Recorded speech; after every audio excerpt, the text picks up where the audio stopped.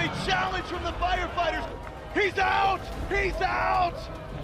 And there is life in the Firefighters. Mikulik unhappy, but I understand it. Brett Carson is on the bump. Logan Lacey will take the cuts. Lacey up the middle, right to center field. Lacey on his horse. Carson, the throw, the home! He's out! He's out! Unbelievable! Up to the plate will go to Nick Lopez. Delivers into left field. That's a big hit for Lopez. Ain't no play to be had there. Slides on home. And now the Firefighters must score in this round. Lytle to left field. He's got to go. Carson just caught up to it. Joe Lytle streaks on home. And now, round 3. Bases are juiced. Into left field. Bridges has got to hurry. Stanley rounding third. Hummel won't have a play. And it is 7-3 Texas Tailgaters. Cornette to right field. That is a blast to the track, but it bounced back. It's over. We're here, baby. We're not playing games. The Texas Tailgaters have won 7-6 in showdowns.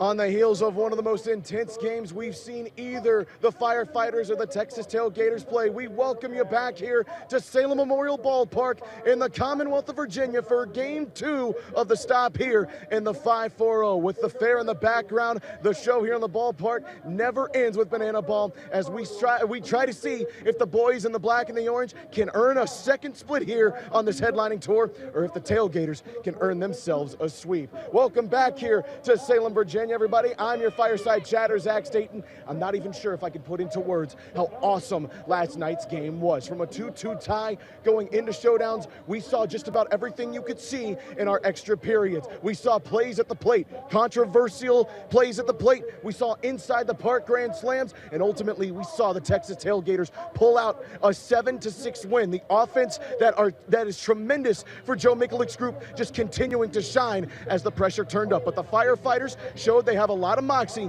and battling back. At one point, the Tailgaters had put up 4 straight innings of 8 runs, but the Firefighters kept battling through, able to tie the game up at 2 apiece before ultimately the Texas Tailgaters just becoming too much to overcome. Dalton Cornette with a massive hit to right field that ultimately was a little too well hit, and that's where the Firefighters were defeated 7-6. But tonight here in Game 2 of Salem, Virginia, the crowd is ready. They are energetic here in the 5-4-0, and the Firefighters earned a split back in Richmond when they lost Game 1 at the Diamond. They try to do the same thing here. They'll send Austin Temple out to the bump to start things off, and they try to do whatever they can to at least get that 3rd win of the season and try to get up in the standings here in Banana Ball. But now it is time to meet the players that they'll be playing up against, and for that we need to find our Cowboy correspondent, Brett Loftus, and we need to meet the boys from the Lone Star State, the Texas Tailgaters.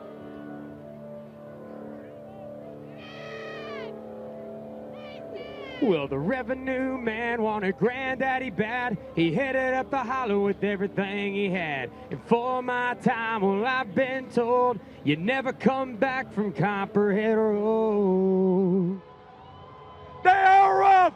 They are rowdy. They get started early, and they never, ever stop. They're here to go big, and they ain't going home. They are the Texas Tailgaters.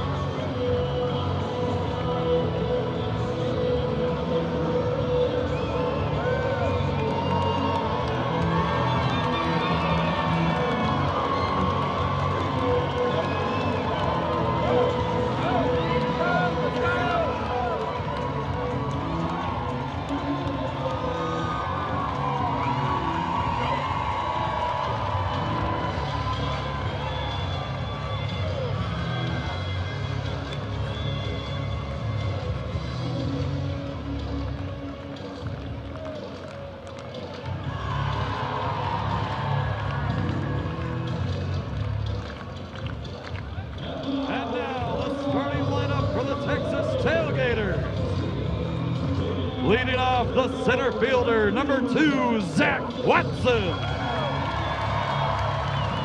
Batting second, the extra hitter, number 17, Nick Lopez. In the 3-hole in right field, number 7, Indy Stanley.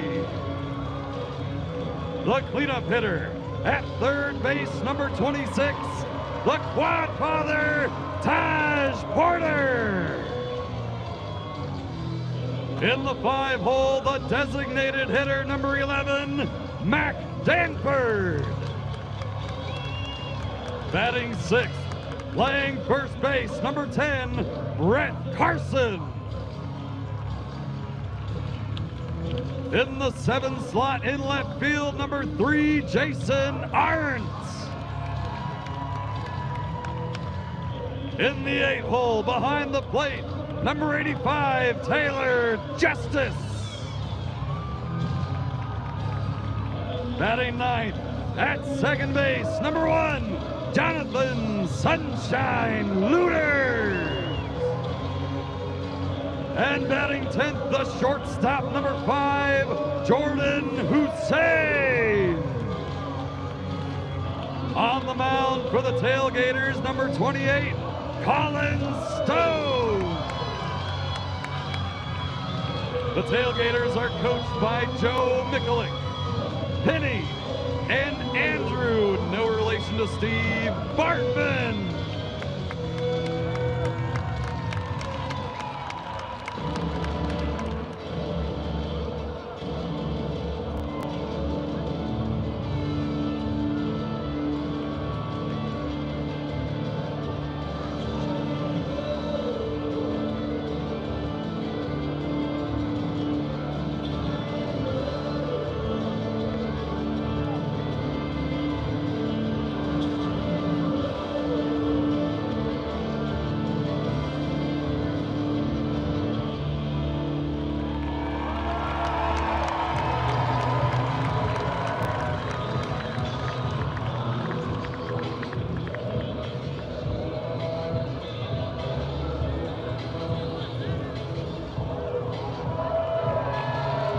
Ladies and gentlemen, one more time, the Texas Tailgaters!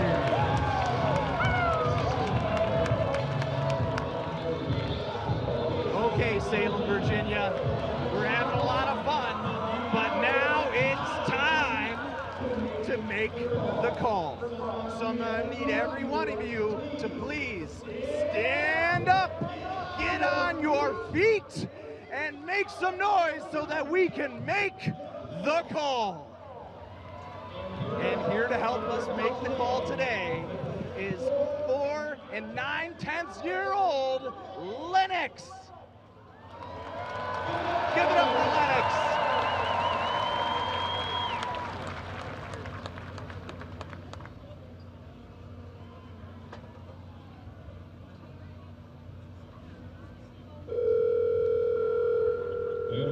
Ball Fire Department, what's your emergency?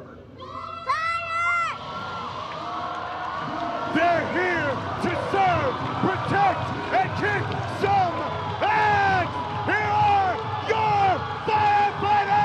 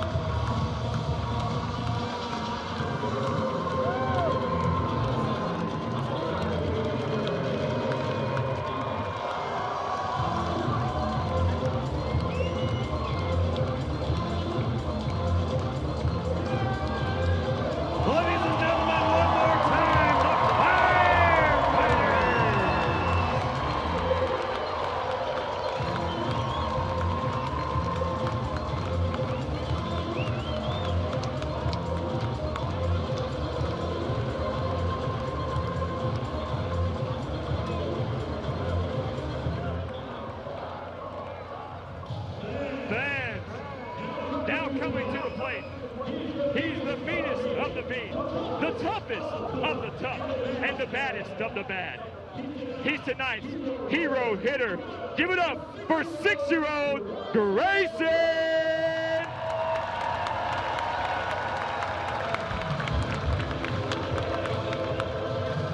Grayson has an impossible task, and he's going to need your help to accomplish it. He has to hit a home run off these nasty tailgaters, so I need you to cheer him on. First pitch comes in, it's a big swing and a miss.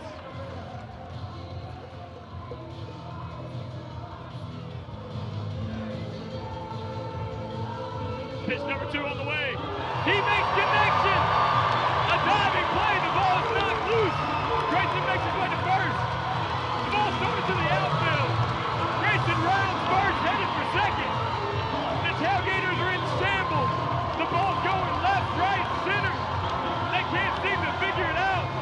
The play's coming to third. Nobody can pick up the ball. Grayson's rounding third. He's coming home. The play. Got a touch home. And it's saved.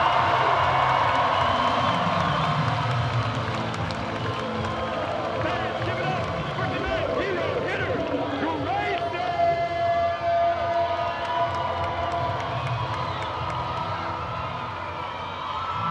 We're off to a hot start here in Salem. Now let's find out how to play banana ball with Virtual Jesse. The name of the game is Banana Ball, and this is the fastest, most entertaining game in sports. Rule number 1, win the inning, win the point. If you score the most runs in an inning, you get a point. The most points win the game. But in the last inning of Banana Ball, every run counts as a point. Rule number 2, there is a 2-hour time limit. No new inning can start when the clock hits 0. Rule number 3, if you step out of the batter's box, it is a strike. Rule number 4, no bunting. If you bunt, you're thrown out of the game. Rule number 5, batters can steal first. Rule number 6, no walks allowed. It becomes a ball 4 sprint until every position player touches the ball. Rule number 7, no mound visits. Nope. Rule number 8, if a fan catches a foul ball, it is an out. In Banana Ball, everything's in play, so you better be ready. Rule number 9, the Showdown Tiebreaker. If the game is tied at the end of 9 innings, or when time expires, it is pitcher versus hitter with 1 fielder, and the hitter has to score. Rule number 10, the Banana Ball Challenge Rule. You, the fans, have the opportunity to challenge a ruling on the field. Rule number 11, the Golden Batter Rule. A team can send up any batter to hit in any spot in the lineup. This is guaranteeing the best possible matchup at the end of the game when it matters most. These are the official rules of Banana Ball. It's the player challenge of the night. To test their feats of strength, tonight's challenge is the handstand challenge.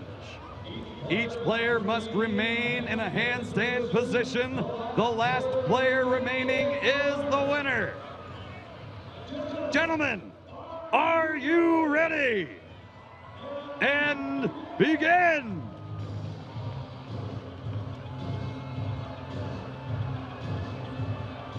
The Tailgaters are already cheating.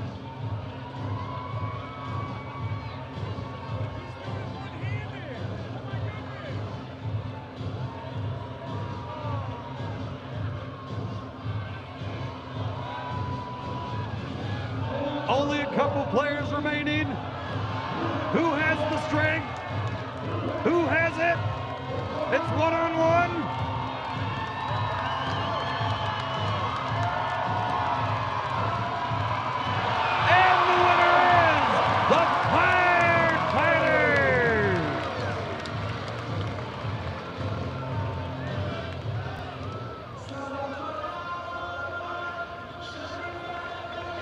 Ladies and gentlemen. I don't want to think about the last time I tried a handstand, but let's go into out of the parking lot here for this Texas Tailgaters offense. They've been unbelievable when it comes to putting the ball out of the stadium. Matt Danford with 3 home runs, a pair for Indy Stanley and Zach Watson as well. 5 other Tailgaters are tied at 1 apiece.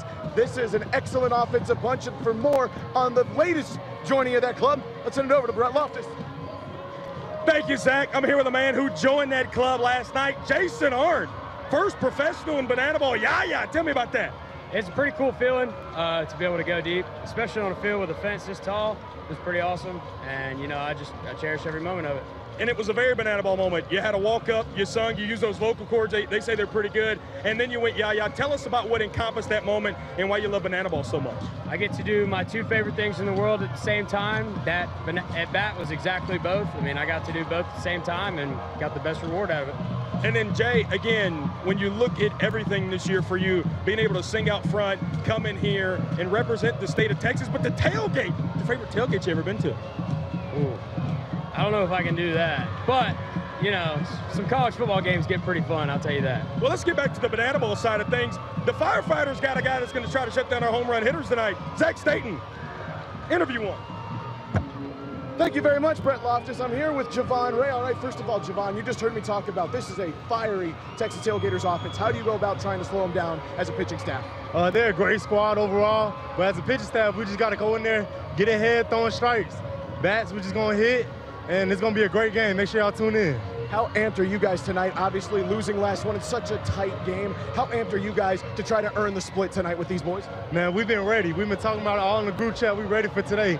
Today, we're going to split the series, and it's going to be a great game. I got to ask you, for myself personally, my hometown here, how have you liked Salem, Virginia? Hey, I'm having a great time. Salem, Virginia is a vibe. I love it out here, and they bring good energy, too. Have you been to the fair yet? I haven't, but I'm ready. You see the Ferris wheel over there? I'm ready to hop on that. That's excellent. Now, I got to ask in 10 seconds or less, how do we get the split tonight? By coming together as a team, bringing the energy, we got to out-energy them and go out there and just have fun, do our job. All right, you'll see Javon Ray in the 7th inning. He's got to go back and get ready with his boys. Javon, thank you very much. Appreciate your time. Good luck tonight, brother. Now, as we get ready, there you go. He's also formed a song called Banana Ball. We might hear that tonight. Let's go over and find out our roll call here for the Firefighters cast and crew.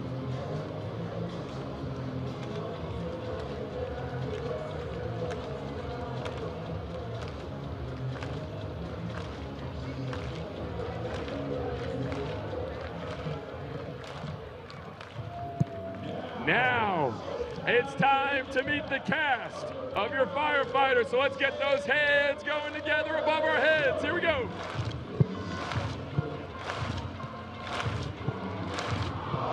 You guys look good tonight. Keep it going.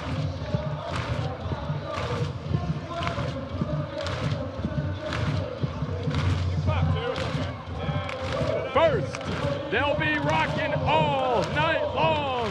Fans, let's hear it for your fire line. Keep it going.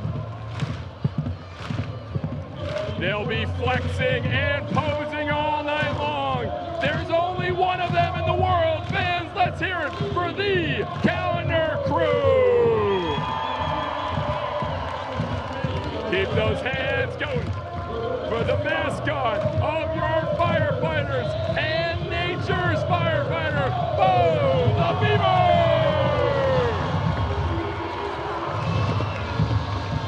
And finally, let's get loud for your bat dog, for your firefighters, and the only Dalmatian bat dog in the world. Fans, it's Chief. And now let's hear it for the cast of your firefighters.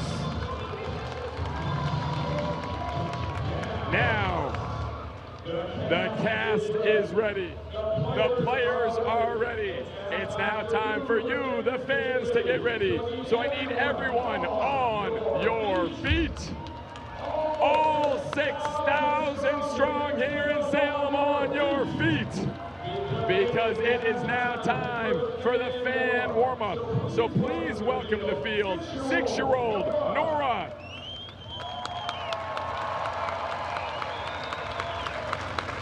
All right, Nora, this is very important. We have to get this crowd ready to rock and fired up today. So whatever you do, they're going to do. Are you ready for this? Yeah!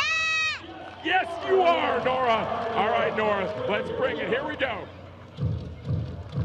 Oh, good start. Get him clapping. I like this, Nora.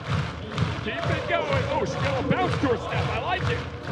Oh, all right. Oh, we're raising the roof.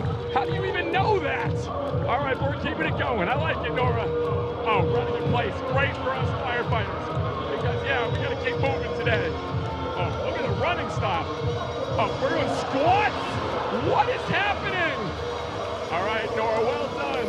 Oh no, jumping jack! Going. We're getting a workout here. All right, I like that. That's a little easier. Nora, look around. 6,000 fans going crazy for you. Let's hear it for 6-year-old Nora!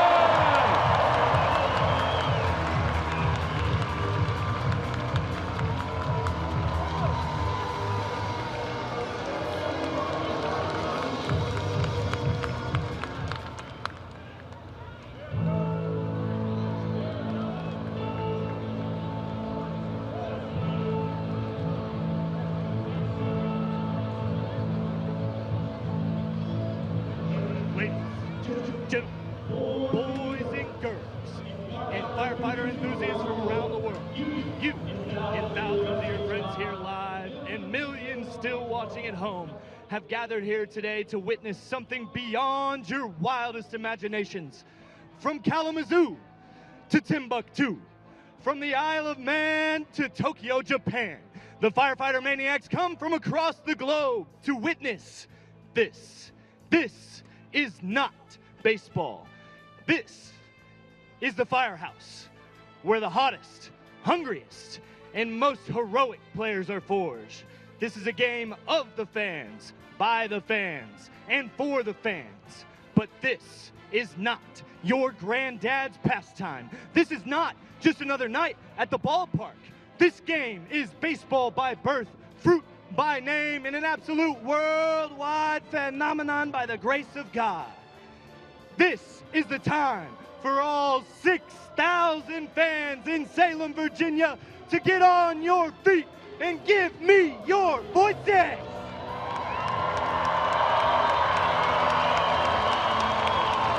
Because this is the hottest show in sports. Ladies and gentlemen, this is Banana Ball!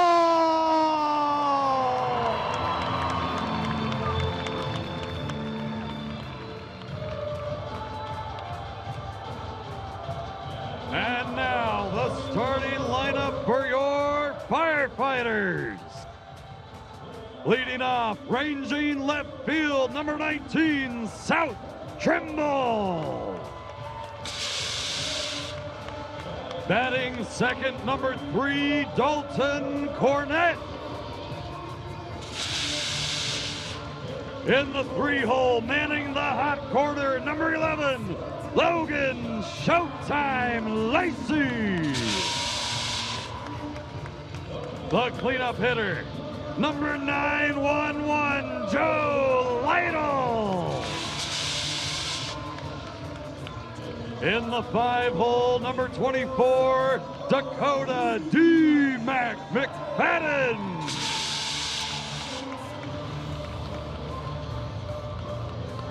Batting sixth, manning station 1, number 8, Stephen Cohen.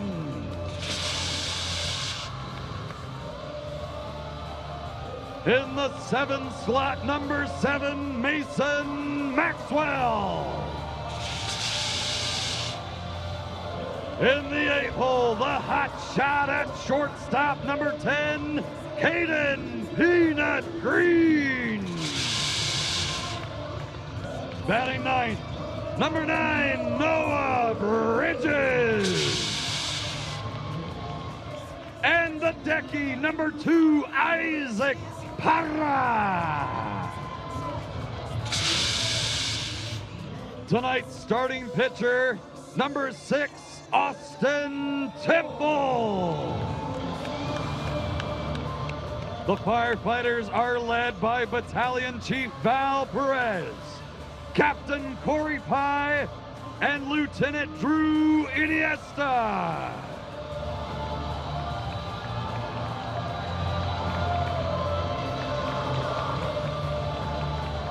You've met the players, you've met the teams. We've got our fans hyped up here in Salem, but now it's time to honor our great country with the singing of our national anthem.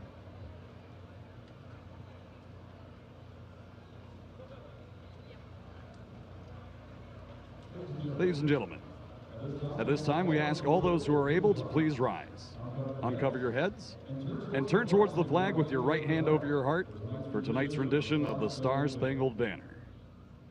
Performing this evening, please welcome Shannon, Lauren, and Brianna with their rendition of our national anthem.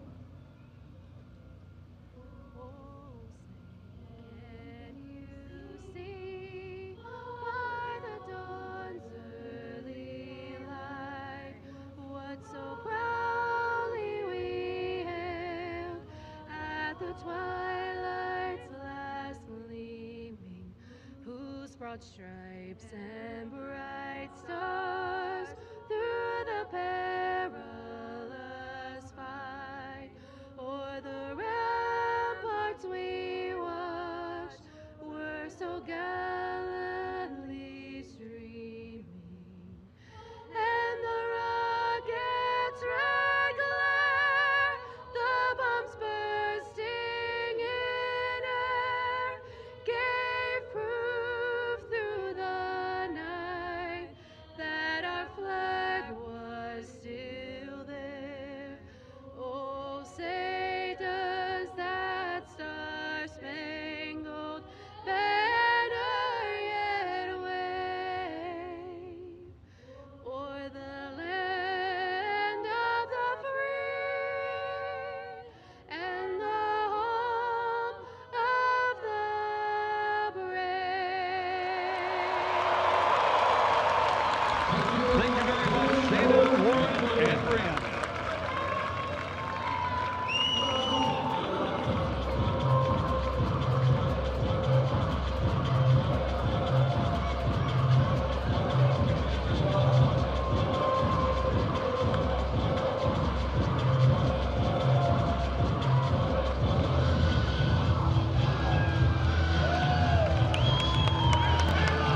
We are fuego on the field. It is almost time to get game 2 in Salem going. We look at the lineups for both teams. We start with the Texas Tailgaters offense. Brett Loftus, they lead Banana Ball in batting average, and they don't do it with just 1 or 2 guys leading the way. Yeah, I mean, these boys last night, you look at who they were led by. Our showman of the night, Brett Carson. You see him right there on your screen. BC, be everywhere, Brett. I mean, he got it going last night, and it wasn't just in the lineup. I mean, it was. He was 3 for 4, a homer away from a cycle. But then also what he did last night, able to come out and pitch as well. Again, infield single there. Logan Lacey made a heck of a play just to even get to it. You can see BC, he thought he cleared the yard on that one, made it just a second. Maybe the most impressive hit of the night, though, had a triple. You know, a lot of these guys, Zach, they talk about the speed of Brett Carson. He's probably running at 75% here. Could have maybe had a stand-up triple. He's an absolute speedster and a guy that the Tailgaters are blessed to have in the middle of this lineup. But the Firefighters are going to have to do something to stop this lineup tonight, Zach. Yes, they sure are, Brett. Nearly did it last night, only surrendering 2 points as we transition over to the Firefighters defense. It is led by Caden Green and Logan Lacey at shortstop. A very dynamic duo at shortstop and third base, both with 12 trick plays, 74 on the year. And Stephen Cullen is a very, very good first baseman. We saw him go between the legs last night. He's got some pizzazz in the field. Look for him to do some really encouraging things and a speedy outfield as well. On the mound tonight, it is Austin Temple making his 7th appearance and his 7th start on the year. The Jacksonville U product, going to Notre Dame in 2022, went to the College World Series. He has been very consistent this year, but he would like to get that minutes per inning average down from 440. Told me today, when you go up against a Tailgaters offense like this, if you don't approach it with some sort of moxie, some level of confidence, some level of attitude, you're not going to do well. We saw Bradford Webb calm him down a little bit to start the game yesterday, Brett. That is going to be a very, very big part of the mindset of Austin Temple. I think that one thing that sticks out for AT, other than that beautiful red beard he's got going on, the ERA. You look at a 3.18 ERA in the sport of banana ball, that's one of the lowest you're going to find. He has been one of the best, if not the best pitcher this year for the Firefighters. And now let's hear what we got going on with Marshall Shield down on the field. Start the clock. But today, we are going to count it down in Firefighter Nation land count. So we're going to count down from 9-1-1. And when I do, I need each and every one of you to say, ring the bell. Are we ready? 9-1-1.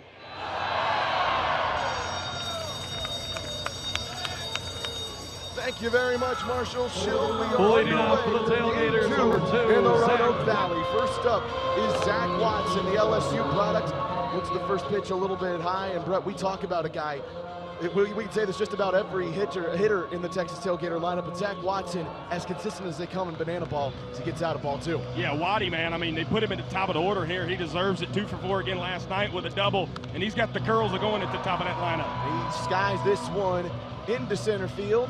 Noah Bridges going for the tip drill in South Tremble right there. And for the second game in a row, it's a trick play to begin the affairs for the Firefighters. In the 75th of the year there for the Firefighters. You love to see Noah back out there in center field. Him and South, man, 2 of the best tricksters on this Firefighter squad. And the sprinkler, oh yeah. That's a common celebration. We saw it last night between Peanut at shortstop and Lacey at third, and we see it already at center field and left field. Nick Lopez, goodness gracious, can he be dangerous? And he does it again right there, going over Caden Green's head, and he's aboard with a base knock. You know, I love being in the locker room with these guys. I was talking to Mac Danford last week. He says, I go up to Lopi about the 6th or 7th inning every week. He's always been on base 3 times, and I might have one at bat somehow. Gets his first hit of the night in his first AB. Now Indiana Stanley, named after the famous Harrison Ford character, has been about as dangerous as the Harrison Ford character over the last couple of weeks, really starting to kick off last week in Lehigh when he goes 5 for 6 at the plate, gets on base 7 times, it gets a big knock. Then last night, seemed to carry that momentum, had a great little entrance, danced with Miss Mary on the field, and got on base a couple times too, Brett. It's funny how that works. Lone hit last night was after his walk-up. Indy's really starting to get it going, man. Austin Temple's got one aboard, facing 2-2. Now, ball 4 sprints were a very big part of last night. Didn't see him in showdowns, but they were spread all throughout the game. And again, ball 4 sprint means that once we get to ball 4, it's not a walk. We don't walk here in banana ball. We're sprinting until all 7 position players behind the pitcher and catcher are able to touch the ball. And with a speedy Nick Lopez out there and Indiana Stanley who can move, Austin Temple does not want to get in that position, but here we are, a full count with 1 aboard. The ball 4 sprint is staring him right in the face. Temple, that's a swing and a miss. That's a big strikeout for Austin Temple, and he can breathe a sigh of relief as he sends Indy Stanley back to the dugout. Yeah, it goes with Uncle Charlie there on a full count, and you seen Indy tried to sell it a little bit, but he knew he went around. Doesn't get easy, though. There's a quad father now up at the dish here with a man on first, and look at the binky he's sporting this evening. The binky coming to Salem, Virginia. Big hack right there. Sends it into the dirt for strike 1. Taj Porter, he's a taught switch hitter. He's not a natural switch hitter, Brett.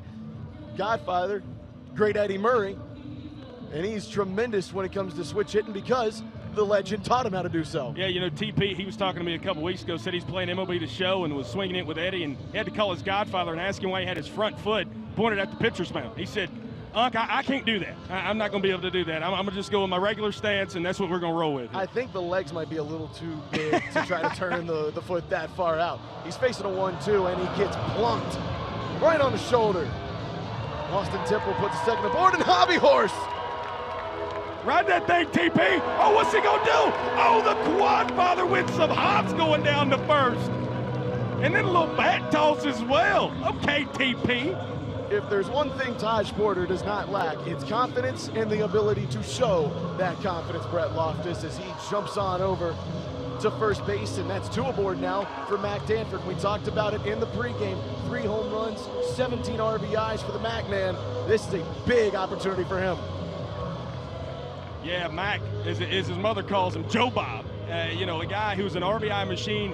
The Tailgaters have struggled to get started early a couple times this year. It's a good spot for him. He sends one back over to center field. Noah Bridge gonna have to really get this one chased. Can he get there? Yes, he can! Jumping onto the Mac and Bob sign for a good feeling. Shimmy that thing, Noah Bridges. And he gets out of the top of the first with no damage done. 2 runners stranded aboard. Look at Noah Bridges. Gets there. Let's bounce off that Mac and Bob's. Maybe go over there and get him a Boston zone a little later on. He's earned it with the celebration. Brett, let's take a look at this Texas Tailgaters defense. Yeah, this defense has been switching it up a lot, man. You know, Jason Arndt, who will be in left field tonight. Zach Watson transitions over to center tonight. And you look at that infield, man, I mean, just about as good as it comes. Jordan Hussein, Jonathan Sunshine Looters is going to be up the middle here. Just a really, really, really good defense, and something that the Tailgaters have prided themselves on. When you look, again, led by your guy at shortstop in Jordan Hussein, who leads you in trick plays and is really the unspoken captain of this bunch. But it's the man on the bump tonight. He's not used to throwing the yellow banana ball. He's used to throwing the green blitz ball. Colin Stone, man, those absolute heat. You know, getting his first start of the year. Talked to him pregame, has not started on the mound since 2018 when he was in junior college. See that ERA a little inflated, MPI a little inflated, but I think Stoney, fresh new start, no pun intended there, Zach, and I think it's really going to help out 2A for the Tailgaters tonight. But he's got some big bats. As we've seen 6 runs from the Firefighters, he's going to have to shut down tonight. He is going to have to shut down a very good top half of this Firefighter order. We transition now to what Val Perez is sending to the plate tonight. Dalton Cornett is the name to watch here. He has been so good all year long. There is a change at the top of the order. South Trimble will step up into that one hole. Liam Spence is usually the one that bats leadoff, but South Trimble has been so good on the base pads this year, very speedy. The Virginia Beach native goes into his home state, now looking to get on the board, and again, just like yesterday, Firefighters, all they got to do is put one aboard, and all of a sudden, Dalton Cornett, Logan Lacey, Joe Lytle, it's a very dangerous group of guys coming behind them. South Trimble might be one of the most dangerous runners they can put on board. Remember yesterday, he had a shot to left field that we all thought in the booth was gone. Turns out it was a 2-run double off the top of the wall, and if you can get to the top of the wall, that is no shady thing here, as Trimble goes right back into left field. That's a base knock, and the Magic Man teleports his way on over to first. Man, Sal, the dude has just got something cooking at his home state here in Virginia. A really good night. You mentioned the trick play last night. You mentioned the home run, which, by the way, if it would have been a home run, would have won the inning there for the Firefighters. Leads the ball game off here in the home half with a single. And now I got to stand up because Dalton Cornett is capable of ending the inning right here.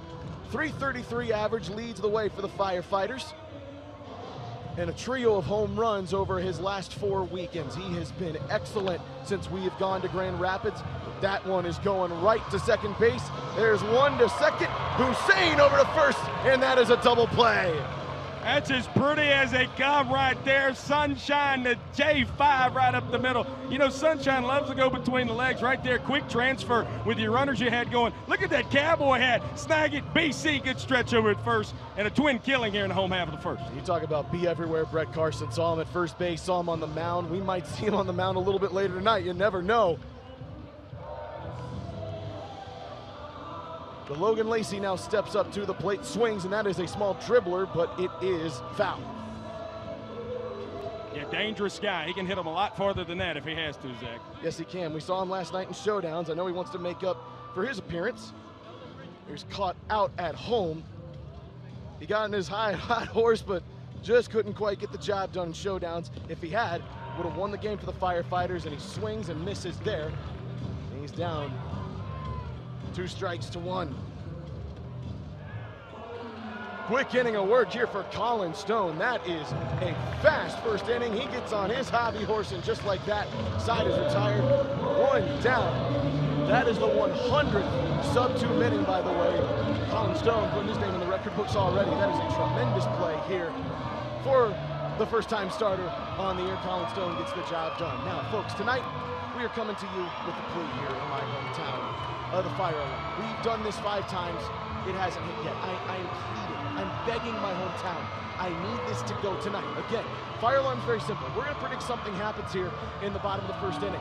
As this whole game runs out, if it happens, I want everybody at home to lose their minds. Think of Limp Bizkit, break stuff. Maybe don't actually break stuff, but think about it, all right? Now, I told this crowd in Salem, I want a foul ball caught tonight. That's all I want. One foul ball caught tonight by my hometown. I've got the net here. I'm willing to go fishing 10 feet high if that's what I got to do. I'm willing to do what I need to do. We got 2 fan-caught foul balls last night here in the 5-4-0. I just want one. Just one from the 5-4-0. If you can do that, Brett Loftus' cowboy hat might be thrown out of the press box here. This mystery books I don't know what's going to happen. There's confetti here. We might have fireworks and pyro. We're near the Salem Fair. I might just run out of here and go to the Salem Fair for the rest of the day. I need my hometown to come through to me. I haven't asked this place for one thing. Not one. This is the only favor I ask for you, Salem, Virginia. Make the fire alarm go off. Make it go off. Get me a foul ball tonight. Brett, I'm sorry if I scared you. Yeah, you're talking about breaking stuff. I don't know how much I like that. You don't like lemon brisket? I like biscuits, but I don't know whatever you just said. Biscuit? Yeah, I've heard of them a time or two. Give me something to break.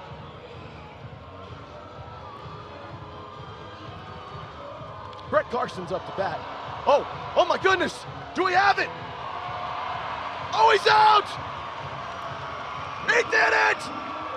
Let me see the net. The fire alarm on the first time I asked. I begged. I pleaded. They did it for me. They did it! They did it! They did it! They did it! Oh my God, they did it! Look at that! Oh, I can't believe it! Oh, they did it! Oh my God! Oh, right, they did it!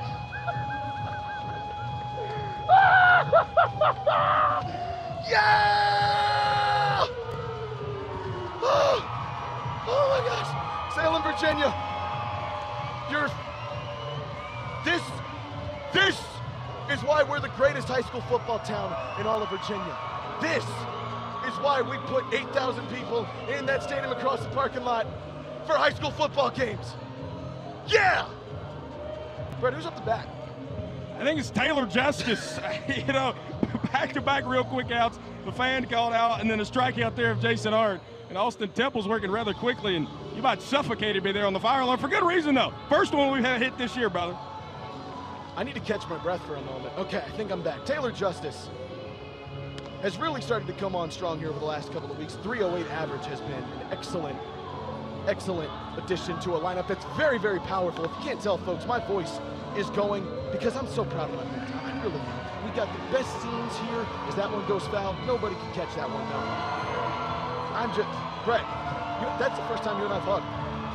Felt good. It did. Felt weird, felt good. Did you feel that? Oh, Caden Green, between the legs. Caden, Peanuts! And that's the inning ender. My goodness gracious, Peanuts gets his 13th trick play of the season. He made this one look rather simple and rather beautiful. And how about the job there from Stephen Cullen? Had to come up off the bag to go get that one. Brett, let's talk about Cole Kitchen for a minute here, brother. Cole Kitchen, man, interesting dude, funny guy, and a heck of a pitcher. See him carrying the grill. Cade, the best player in banana ball last weekend in Lehigh Valley. He'll flip the spatula up every once in a while. He's got some special stuff up his leg, and well, you seen last night, he feed me some fried Oreos and had the turkey leg and the lemonade and everything else, and well, hey, look who's on the bump. Cole Kitchen, you got us down there. I can hear you, Brett.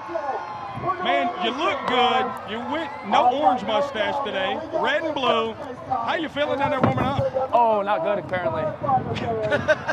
I'm just thinking about how you're talking about last weekend, but I'm ready to close the yearbook and move on to today.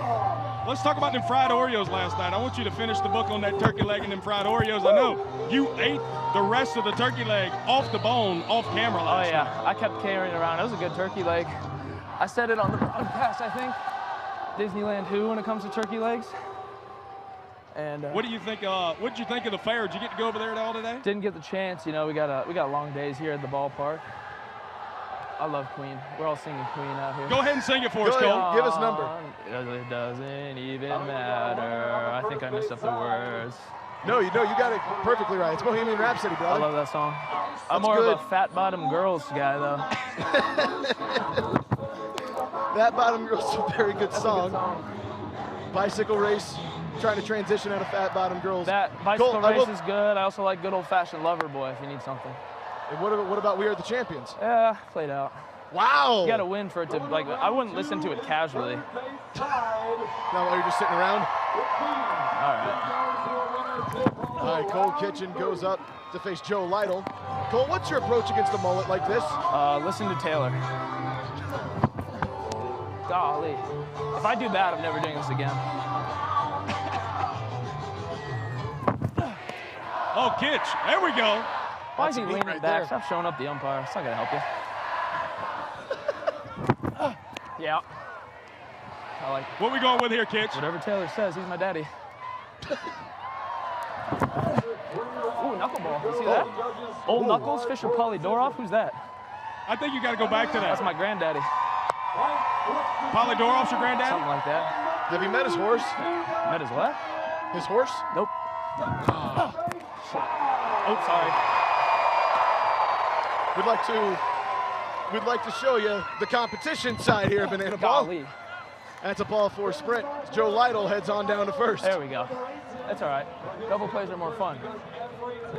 Hey, he's just got his equally as good as a mustache as you. That's why you put him on first right there, Cole. There we go. What even is a mullet? All right. You got a little bit of one you're working on. Yeah, but my hair's so straight. You can go straight down. It's not really exciting. Sunshine's my guy on the double play.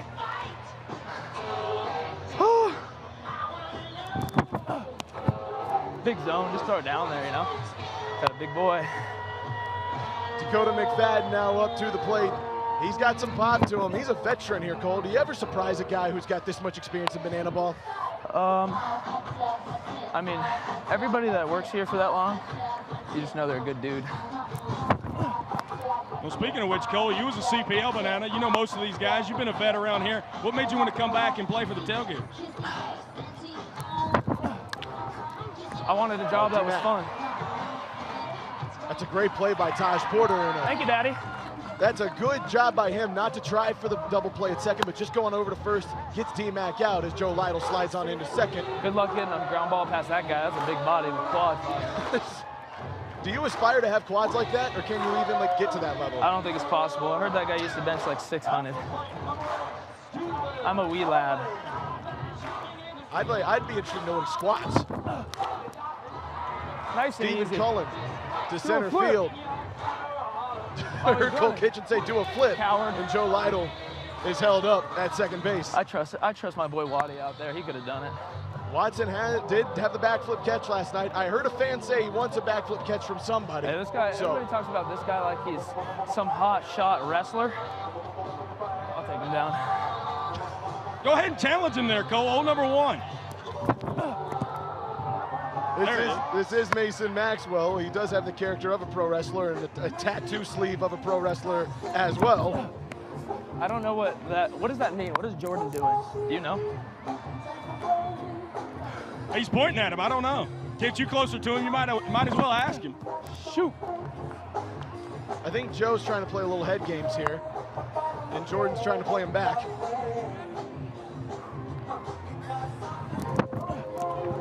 Give me that. I think I was over the plate, but he was just set up outside. All right, 3 balls and a strike here.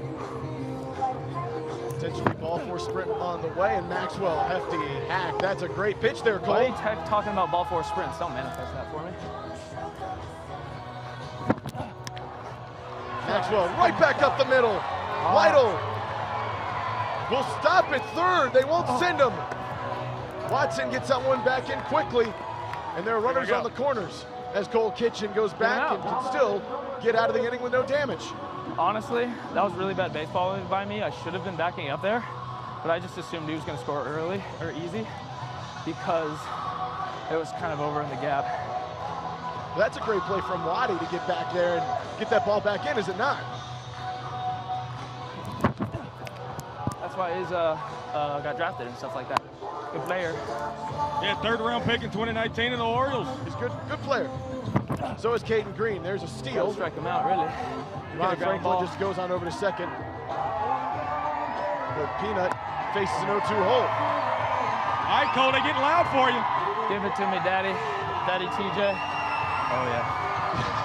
Franklin go back to first. Green skies one. Into center. Flip, Watson just brings it on home. He doesn't do the flip for you. Cole Kitchen, appreciate you, man. It's your lucky day. I'll do this again because it worked out all right. Thank you, Kitch. See you, Daddy. You were awesome today, brother. Now it's time for us to talk about, you know, Zach always talk about what's hot. That's hot. And that's the pitching staff right now for the Texas Tailgaters. Again, when you look at earlier this year, really struggling with ball four sprints. And again, had more ball four sprints than strikeouts going into Lehigh Valley last weekend. That all changed. 15 strikeouts to just 5 ball 4 sprints last weekend in Lehigh Valley. 7 strikeouts from this staff last night. And you look at it, 15 strikeouts on, or 53, I should say, 15 last weekend, 53 on the year. You look at that win last night, Brian Trepanier, Brett Carson, all these guys hooking it up in there and throwing a big old fat cheeseburger that the Firefighters cannot hit. That's hot. That's exactly that.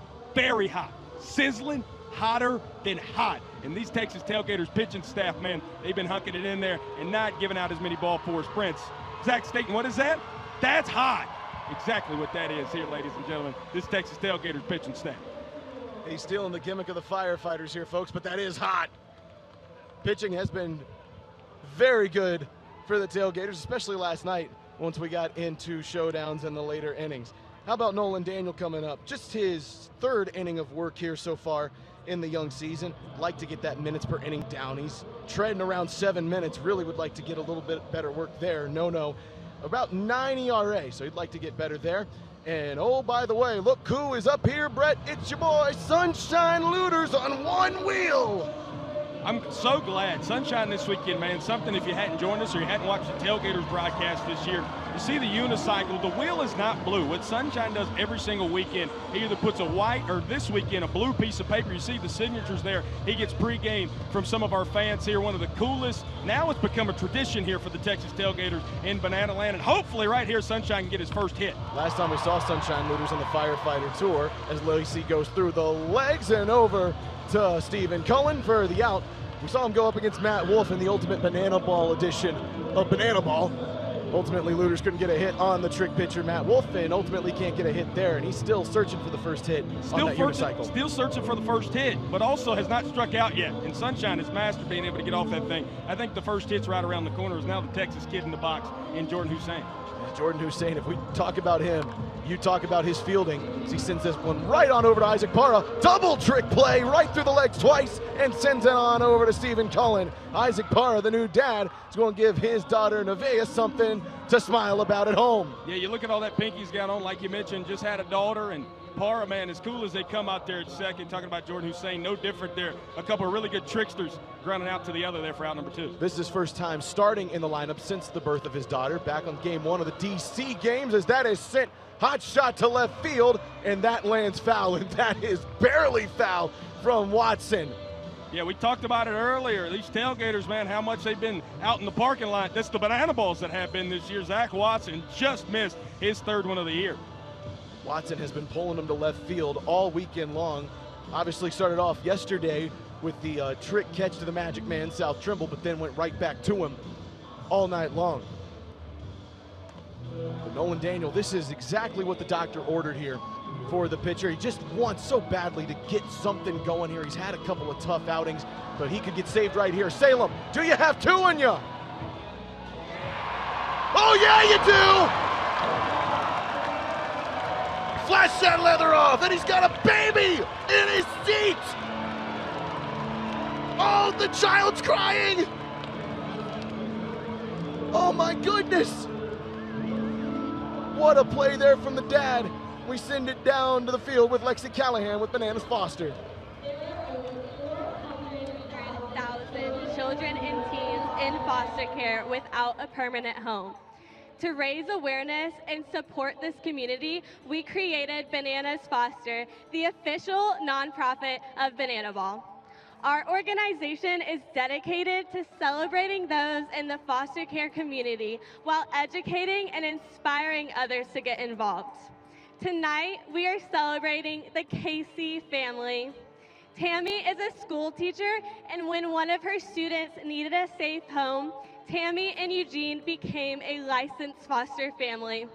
Over the past 3 years, they have welcomed over 20 children and teens into their home. Fans, please help us celebrate the Casey family for making a difference in the foster care community.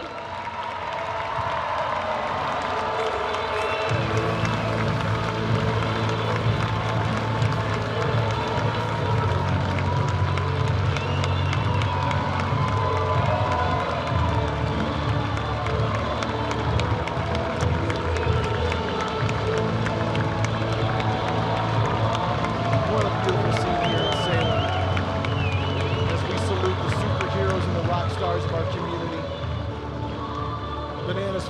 does such good work, and so many foster families across our country and across this community do amazing things for so many kids that need a home.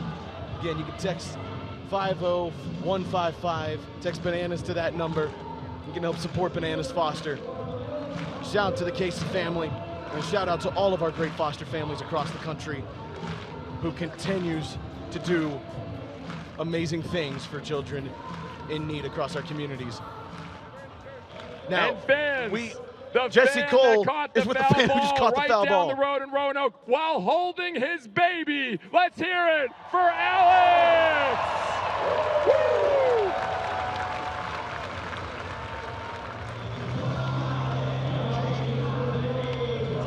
I'll tell you what, that young child at some point is going to grow old and is going to tell that story for the rest of its life.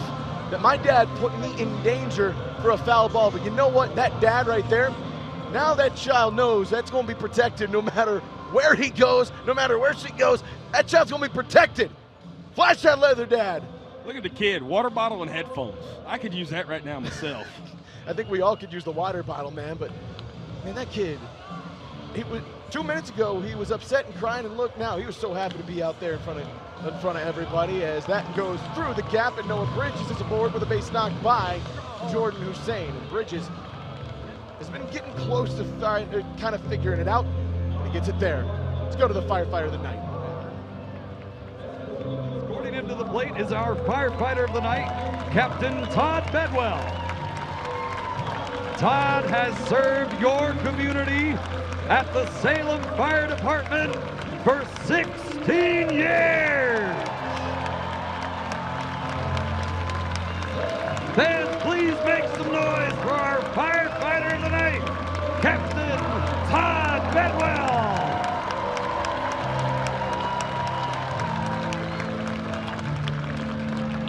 So appreciative to people like Captain Todd Bedwell from Salem Fire and all of our great firefighters across this community and across this city who have done great things to keep us safe throughout our homes and throughout our neighborhoods. Salute to you, Captain Bedwell.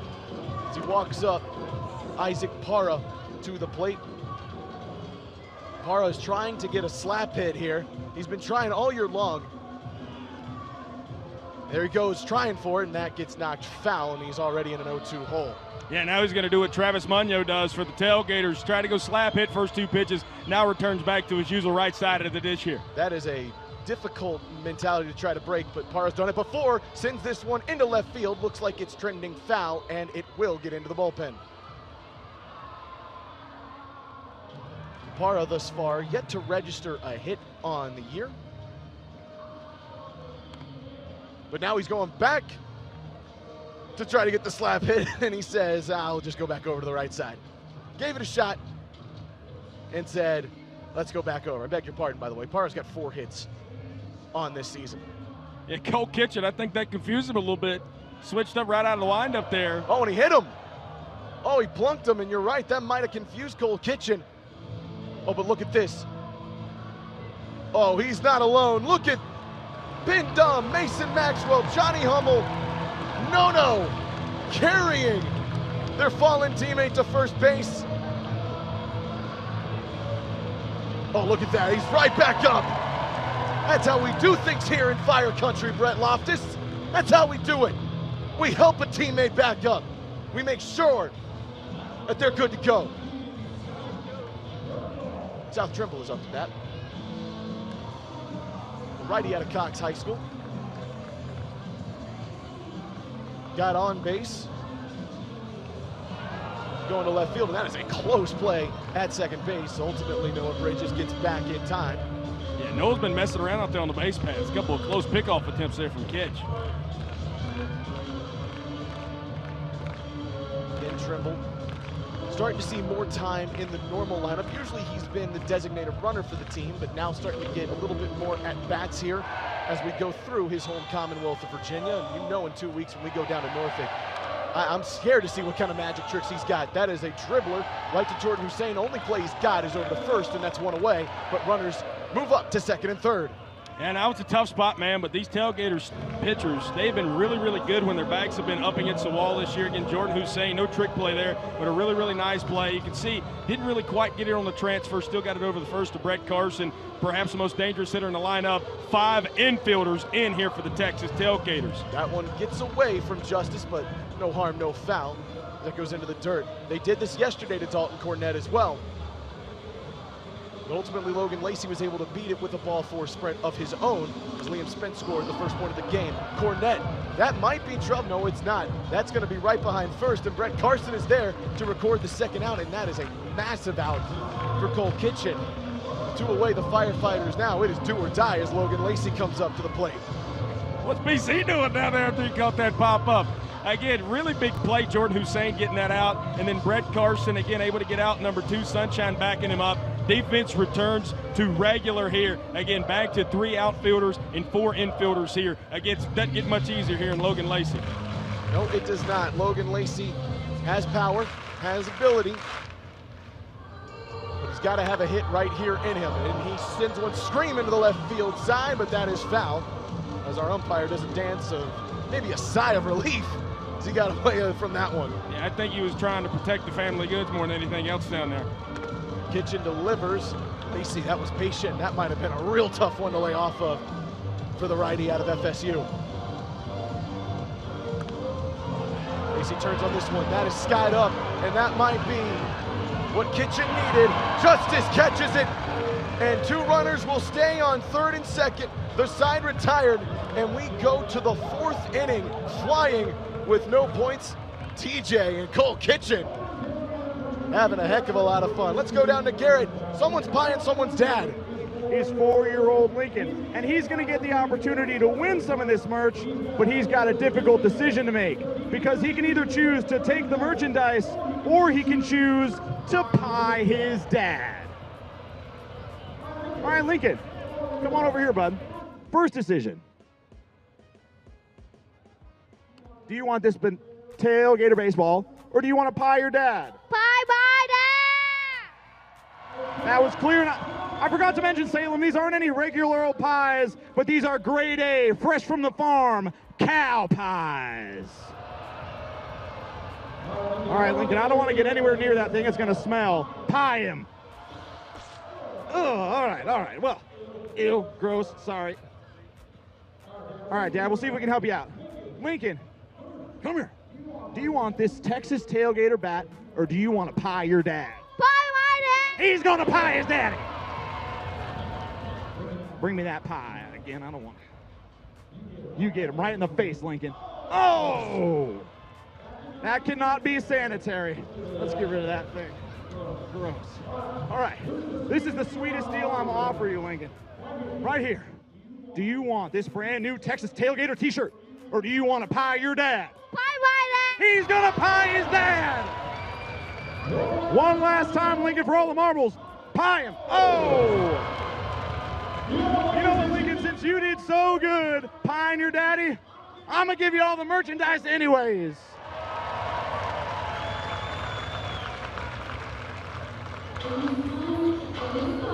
There's something about putting a pie in your father's face just rings true to a kid's ears. Tyler Riggett, known as Big Rig here, is on a mound. Look at that ERA. Has not given up anything so far in his young banana ball career, but he will get a first pitch hit here from Nick Lopez. Goes to Noah Bridges in center field, and Mr. Leisure is aboard, and Big Rig's got a little work to do.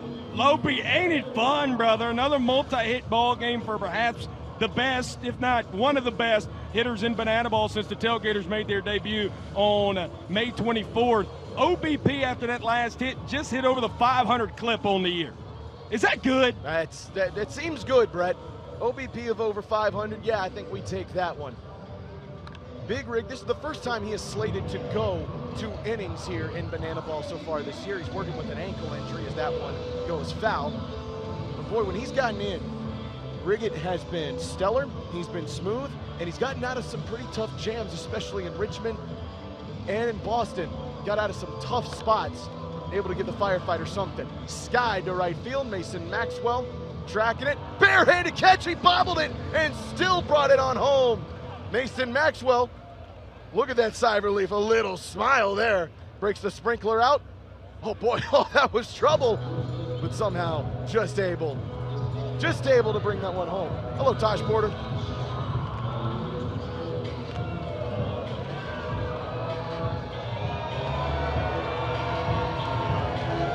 Oh, get into it, Quadfather. What's he got for us here once he gets the home plate? Oh, the handspring, the Drake. Toss it up, TP, and get ready to swing that lumber there, brother. The fact that he's got quads that size and can move like that is just impressive as all get out. And look at that. Look at the confidence, but it's going to go right to Noah Bridges behind the back. Oh, he turned around, too. Put the glove behind his backside and turned around and breaks the sprinkler out again as Noah Bridges records the second trick out of the inning. Yeah, a little behind the back. That's the Marcos Castillo special. Though Noah, tell you, I've been doing it a lot longer than the Jet for out number 2 here in the 4th. Mac Danford going up against Big Rig now. Danford, again, always capable of bringing some pop to the plate. Takes a big hack at that one and misses. He's in an 0-2 hole. Look at Big Rig again, just working smooth, working quick, working efficiently. Runs that one inside. One thing that Tyler Riggin, you are not going to mistake him for is energy. If he gets out of this jam right here, you watch as he runs to the dugout. He will be as excited as all get out. Can Salem get him a little early? Oh, it bounced off the stairs. Got to field it cleanly. Wasn't for lack of effort, though, Zach. You had 2 of them with gloves on going for that yellow banana ball. There were about 4 or 5 gloves over in the vicinity, hoping that one would go to them. Danford into the screen. We'll play on. Sun beginning to set here in Salem. Twilight breaking through. And again, if you're not here, the sun sets behind the first base side. So if you're playing left field or center, that's tough to be able to field right there. South Trimble was telling me it's like you're watching sunset for 6 innings with the sun in your eyes, and it's twilight for the 7th inning. Well, they're thinking the heavens above. It's a little cloudy. Yeah, clouds are here tonight. I think mainly that's just for cooling us off from the humidity. As Joe Mikulik couldn't field that one cleanly, coach. We got to get that one from you. I think that might be the first trick play missed this year for Joe Mikulik. He's usually pretty good about fielding them on the bare hand down there at 3rd. Trying like all you know what. Look at Rig with the movement. Slid that one on in, and Tyler Riggett leaves a runner aboard, and for the 4th straight time, the Firefighters make sure the Tailgaters go away with absolutely nothing on the board. Hello, baby. Oh, yes, Salem. You guys are already bringing it tonight, but we're going to pump it up another level because we have a banana ball tradition, and so we need everyone on your feet. All 6,000 on your feet because we're going to pump it up and bring the electricity here with the biggest Hey Baby we've ever seen here in Salem. So let's get those hands in the air. Here we go, Luke. It's time for a little Hey Baby. Get those hands up. And let's clap those hands. Here we go.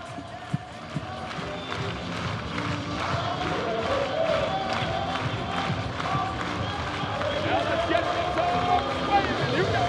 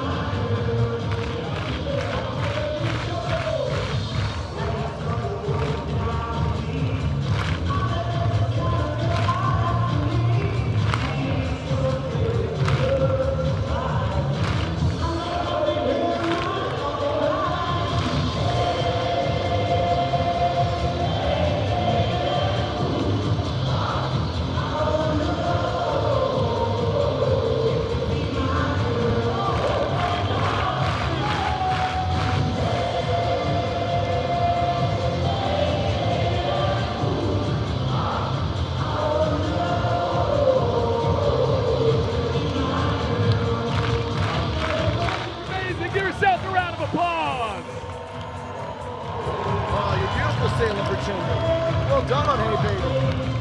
No matter where we go, that is so much fun to be able to see the crowd do that. Brett Loftus was shaking in here so much that my head kept bouncing off his hip. Yeah, a little bit. Something like that. Something like that. Here's Cole Kitchen. That mustache, by the way, is a work of art. Being able to split it right down the middle with the Texas colors, the effort put into that stash, brother, it rivals Marshall Schill and Bradford Webb. You know, biasly, I think it's a little bit better, but it's not, but I'll give it it's to you. as good as theirs. I mean, you look at what he does in the denims and the pinstripe uniforms. He goes orange with the Texas red, white, and blues. He goes with a little red, a little blue, and the coolest thing about that, talk about being fans first. We talked about Sunshine earlier. The hat that Kitch wears, again, is signed by fans pregame, and again, just a guy that gets it and hopefully able to send the Tailgaters here to the 5th, still scoreless. Hadn't had a single run in this ball game yet, Zach Staten. He has not surrendered anything. Nobody has scored a run, which is very rare between these two teams. We saw it last night. Tailgaters between the 2nd and 5th inning put 8 up on the board through 4 innings of work, but so far, nothing there. Hey, Taylor Justice and Joe Lytle have a little competition here. Lytle coming up. He told us in Fenway he's just trying to get under the ball a little bit more here. Hasn't really been able to put it all together over the last couple of weeks. He just wants to be able to get underneath the baseball, just give it a little bit of lift and see if he can get a little bit of his power back. Of course, his father, Keith, is a legendary hitting coach in Oklahoma, so you know the lessons are being taught there as he slaps that one down to Val Perez. And Joe, again, just kind of trying to let it rip. When you have more fun, you play better. And again, ABs have been a lot better. Still trying to look, going to the opposite field here has been Joe Lytle. By the way, Joe has been preparing for what feels like years now to do the monologue that Young Professor does. He knocked it out of the park 2 nights in a row with the Professor not being here. And for the 2nd inning in a row, 9-1-1 is going for a ball 4 sprint and slides on in. That ball bounces away from the Tailgaters defense, but Lytle is aboard again, going all the way to 2nd on a ball 4 sprint. And maybe this is the most dangerous. Keith! Yes! Get the bat boy! Yeah! The first Dalmatian firefighter bat boy. He's a good boy. Brett, I wanted him to score a run. I want him to score a run. I think it'll happen tonight. I'm predicting it happens. It's not a fire alarm. I'm predicting though it happens. Hello, Lightning McQueen. I think I might give you a good old ka-chow if that happens tonight. D-Mac, it's not going to happen here though. Jordan Hussein calls it all off and just brings that one home the old-fashioned way. Stephen Cullen now will stroll into the plate. He told me earlier, he said, I'm going to get a yard card for you because it's my hometown and I can't do anything about it because I'm 6 foot and nothing. I have no strength, but man, Stephen Cullen, he does have power. We saw him pop him off the monster as that one gets away from Justice, and Joe Lytle is 90 feet away from home. Getting on over to 3rd is that beautiful mustache. And now we've seen it earlier, 5-man infield here again. Yep. Tailgaters were able to get out of it there in the 2nd inning right here. Indiana Stanley comes back in from right field, going to play up the middle. That means you got 2 outfielders here against, you mentioned, the very powerful Stephen Cullen. If Cullen just gets this one out of the infield, the inning is over. But it's easier said than done against Cole Kitchen, who has worked out of a couple of jams in this one as Justice saves that one out of the dirt. But it's 3 balls, no strikes.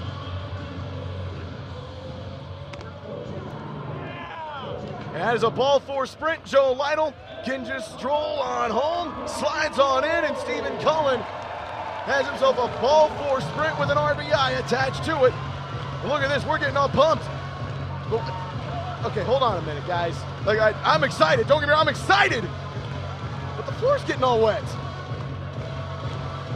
What are we doing?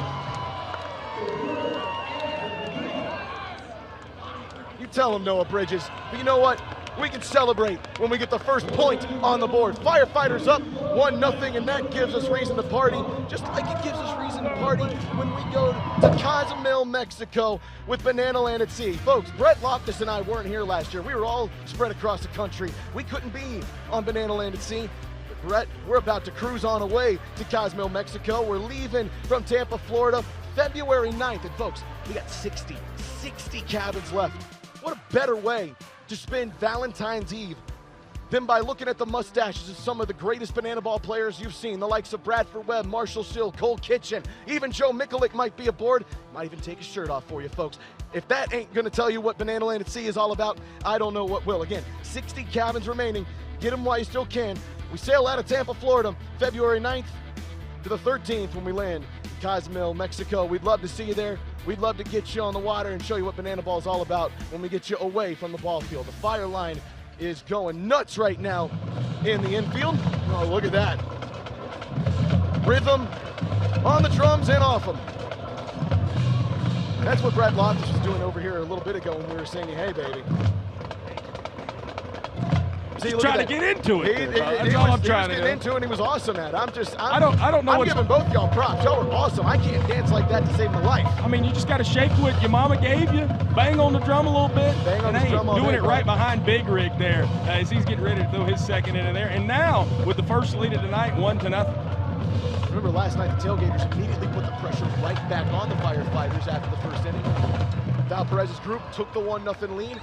Tailgaters came right back after Brett Loftus. I assume that approach will not change here. Yeah, and it's a few of the guys here with 6, 7, and 8 do up. Brett Carson, we mentioned our showman of the night. Jason Arndt went yard last night, and Taylor Justice had a ball four sprint and stole a first. So again, guys who are hot this weekend coming up to the dish and going to have to face a guy who's been really hot on the bump here. Could be a turning point in the ball game.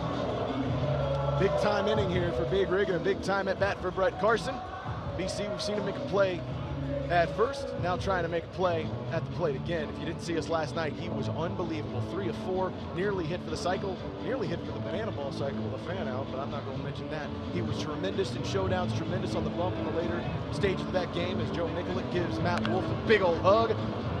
This is skied up for Brett Carson. Caden Green tracking it. Green holds him off. Thought about the trick play, thinks better of it, just hauls it in to get the first out of the game. And that's something that a lot of these guys who are still getting used to the new concepts of banana ball, that's something they're trying to adjust to too, is when to break out the trick plays, Brad. Yeah, and Peanut's been a really good trickster this year right there, though. That one's tough. We mentioned over in the left field, still dealing with the sun, the clouds, and now the lights have turned on here at Salem Memorial Ballpark. And again, just a tough one all the way around. Got away from Joe Lytle. Jason Arndt, though, who's at the dish, is going to choose to not try and steal first. And I think he might have regretted it too, because that one really got away from Lytle, and Jason Arndt might have wanted a crack at that one again, but we'll go ahead and play on here.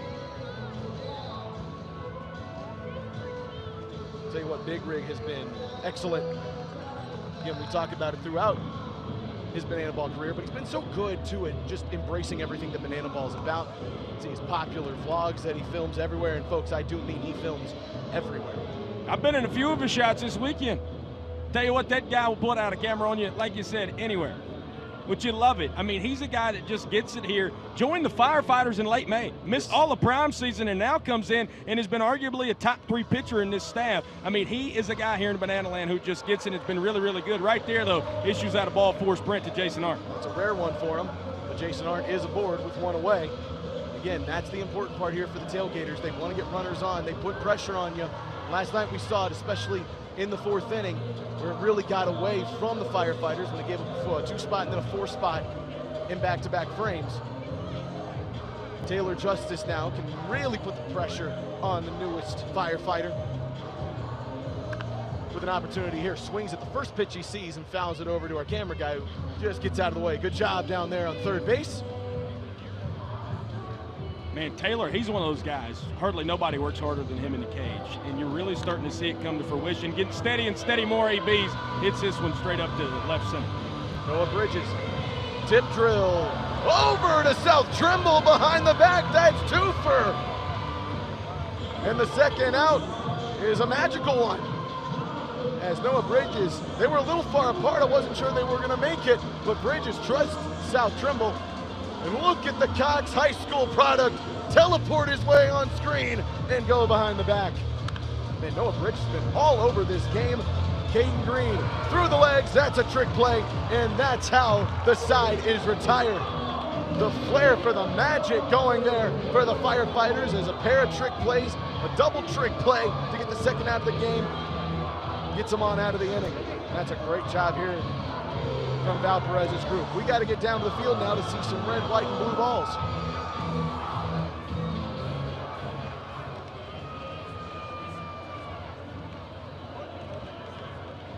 Fans, it is now time for a new firefighter game called Red, White, and Blue Balls. Whoever lasts the longest without going down wins the game. Here's how it works. On my call, all 6 balls are going to run and jump full force until there is 2 players remaining. At that time, those 2 will go head-to-head, and whoever stays up is the winner. Will it be the red balls? Will it be the white balls? Or will it be the blue balls? All right, balls, are you ready? 3, 2, 1, go!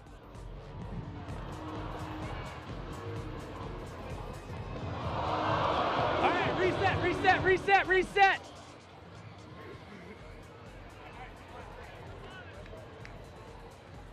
Three, 2, 1, go! Oh, watch out, watch out, watch out. Reset, reset, reset. 3, 2, 1, go! Reset, reset. Just on go, just on go. Go! Reset, reset.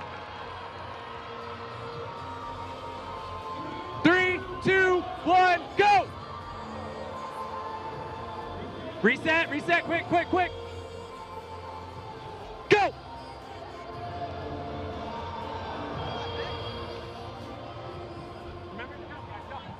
Ready? Go!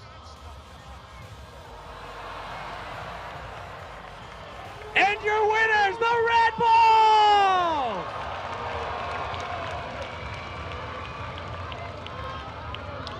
Yeah, well, folks, it does not appear that if you want to win, it does not appear you need to have blue balls in your hands. Brett, who is the pitcher here for the Texas Tailgaters? Rodrigo Sanchez, new arm on the bump. You see the pink cowboy hat. You see the lipstick on his cheeks. Maybe a few kisses given off from somebody down there in the dugout. And he has really, really had a great, I guess you'd say, last month from him. It goes back to Cincinnati. I talked to Rigo after Cincinnati playing the Bananas in the game that the Tailgaters were able to get their first W in a Major League Stadium. He said, I just went out there and threw a scoreless frame, threw a really good frame that day. And since then, Rigo has taken that momentum and, again, continued to drive down that MPI, continue to drive down that ERA, and going to continue to try to shut down the Firefighters here in the home half of the fifth. Confidence seems to be the name of the game, particularly growing confidence here for these Texas Tailgaters. They faced a 1-0 hole, and Mason Maxwell has gotten on the base here. Would like to do it again and give the Firefighters a chance to go up 2-0 here in the bottom half of the fifth. And that will not be the case because Rigo sends him down. Rigo rings him up. Hits a little hey now out there on the bump. First strikeout of the night for Rigo. Look at that big old curveball. Hit it if you can, Mace. He was a little upset. Rigo's happy. Out number 1. Even Mason Maxwell had to give him a little bit of props there as TJ brags on him. That one moves away. Caden Green up to bat now, and again, Caden has been just on fire since we started the headlining tour in Richmond. A couple of home runs over the last month. Really got his trick play count up. Second on the team right now in 12. To Logan Lacey is made out at third base. Green to center field, giving a chase that dives and it goes past. Green, you keep running. No, that's a great play. The ball bounced right back to center field. And Green gets in with a double, but man, that could have been major trouble for the Texas Tailgaters. But as it stands, Peanut stands at second. Oh, Zach man. Watson, oh my goodness. In some ways, if you weren't going to catch it on the dive, Brett, that's about as good as it could get. Yeah, able to keep that one in front of him. Great play by Zach Watson. Officially will be ruled a double as well there for Peanut. Oh, that one gets away. And Noah Bridges is going to go on and head down to first. Steals first base. Peanut is at third. Runners on the corners, just one away, in trouble for Rigo. As the Firefighters got a shot to go up 2-0. And what have we talked about with this Firefighters lineup? Again, really solidified that top half, bottom half getting going here. Peanut with the double. Noah Bridges has now reached twice, and the man who was hit by a pitch in his first AB is now going to come back up to the dishes. The Tailgaters return to a 5-man infield.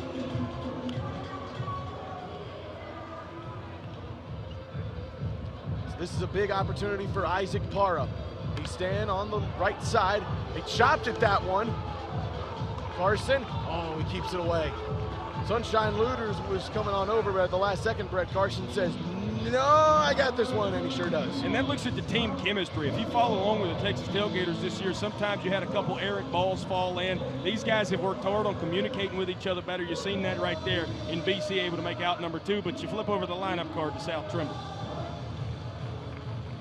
Man, Taylor Justice, he's taking a beating back there right now, showing off his weaponry behind home plate. It's not just that right arm, doing a good job of blocking that one.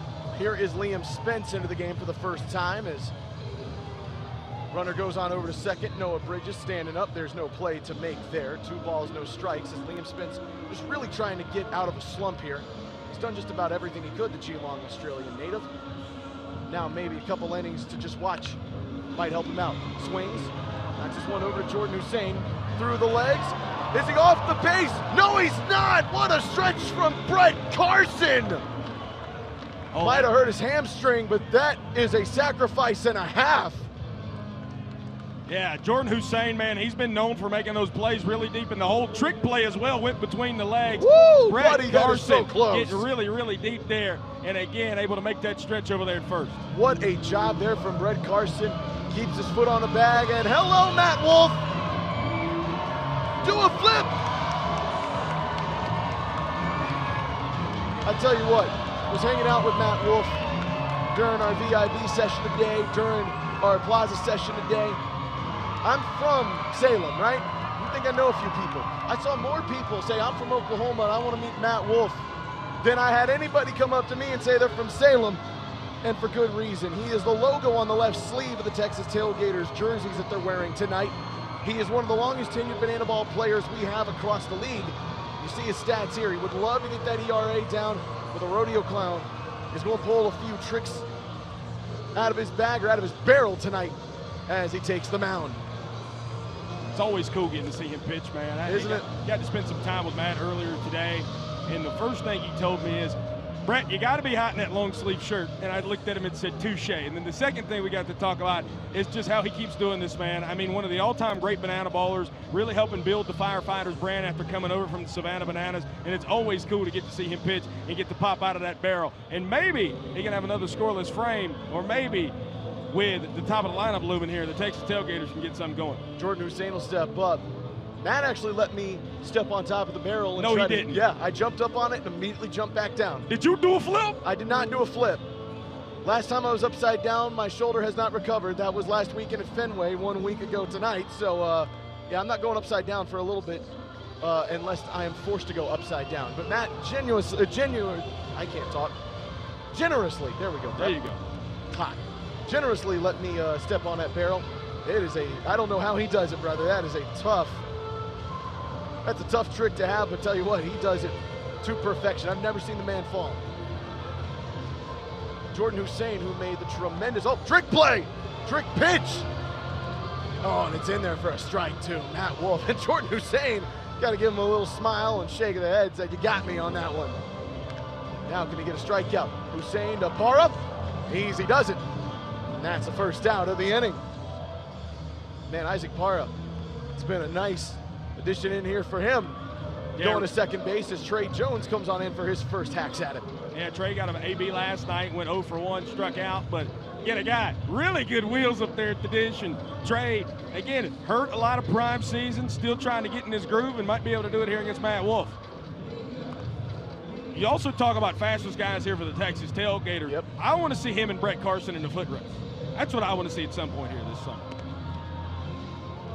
Trey Jones had a tremendous catch in center field last night. Wasn't a trick play, but he was looking over his shoulders he might have to look over his shoulder on that one as Matt Wolf is, he's going to try to fool him as much as he can. But Trey Jones has a patient approach and it pays off as that one is in for a ball. It's 2 balls, 1 strike. Jones swings. This looked like that one fouled off as Zachary Bridges is now into the game at catcher. And will salvage out. Tailgaters need a little something here. Down a point, not insurmountable, and that is a check swing, but it is a strikeout as Matt Wolf has 2 down quickly here in the top half of the 6th. He's broken out a few tricks, and Trey Jones bid on this one just a little too much. Take a look at the replay.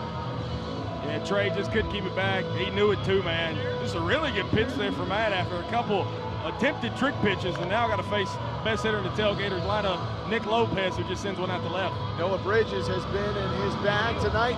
Tip drill to himself behind the bag. How do you do, Noah Bridges? All of them. Liam Spence sliding on in, thought he would be there for protection, but Noah Bridges, have yourself a night. It's his third trick play of the game. He's been unbelievable. Let's salute our servicemen and women here in Salem. Give me your pick. And particularly want to salute Michael Glass, senior firefighter here in Salem. We thank you for your commitment to our great country. Firefighter at Fort Lewis Fire Department in 1978, before moving on over here to Salem in 1987. Served here for over 40 years. Was known as Pappy around the stations he worked at, and hosted twice a year would host these chicken barbecue fundraisers that would bring the community and his fire stations closer together. Michael Glass passed away 2 years ago in 2023 at the age of 69. He retired in 2008 from service, but even a week before his passing was still visiting the stations he worked at. A valued member of our community and a great service member to all the stations he worked at. We salute you, Firefighter Michael Glass, and to all of our firefighters, police officers, our servicemen and women in the military, our school teachers and nurses. We cannot thank you enough for what you do for our communities. Andrew Mann, the new arm in the ball game here for the Texas Tailgaters. And what's so special about him, you see him coming in from the side. Mandrew, as some like to call him, will come in from over the top. He's got a T shaved on his chest. I mean, he also went to Savannah State. He is one of the most electrifying pitchers here in Banana Ball. And again, just like a lot of these Tailgaters arms, continuing to find it and really find it. I think Andrew Mann, again, as the season has progressed, has gotten better and better, continuing to still run those numbers down. You see he's got those strikeouts and ball four sprints back even. And he is a guy that has beautiful hair. He does. Beautiful hair. Hair to be jealous of. Beautiful beard. A beard. Beautiful chest hair. Takes the belt off. What are you doing, Mandrew? Might be a little bit of a hindrance if you try to pitch with that big old belt buckle on. But tell you what, it's the combination. What? That's a hobby horse, Brett. What is a hobby horse doing on the mound? Not only that, that hobby horse is in. That's a dangerous territory right there. Yeah, it sure is. Looks like when you had to inflate, too. Wait, hold on a minute. Look at next to third base. You got one there? Look at Short. Look behind Shortstop? Jordan Hussein. Sunshine's got one. Zachary Bridges is up to the plate. He does not swing on the check swing. Rules our first base umpire. His man, that time there is no question. Swings away, but there's some horses on the field. We're at a ball field, but right now we might be at a racing track. How many hobby horses we have out here in the infield. Yeah, Val Perez has got one over there at first, too. Something's up here. Where'd Val get that one? Something's up. I ain't seen her with a hobby horse all day. Tell you what, something's got to give here. 3 balls and 1 strike. Bridges will stare at strike 2 to count as full.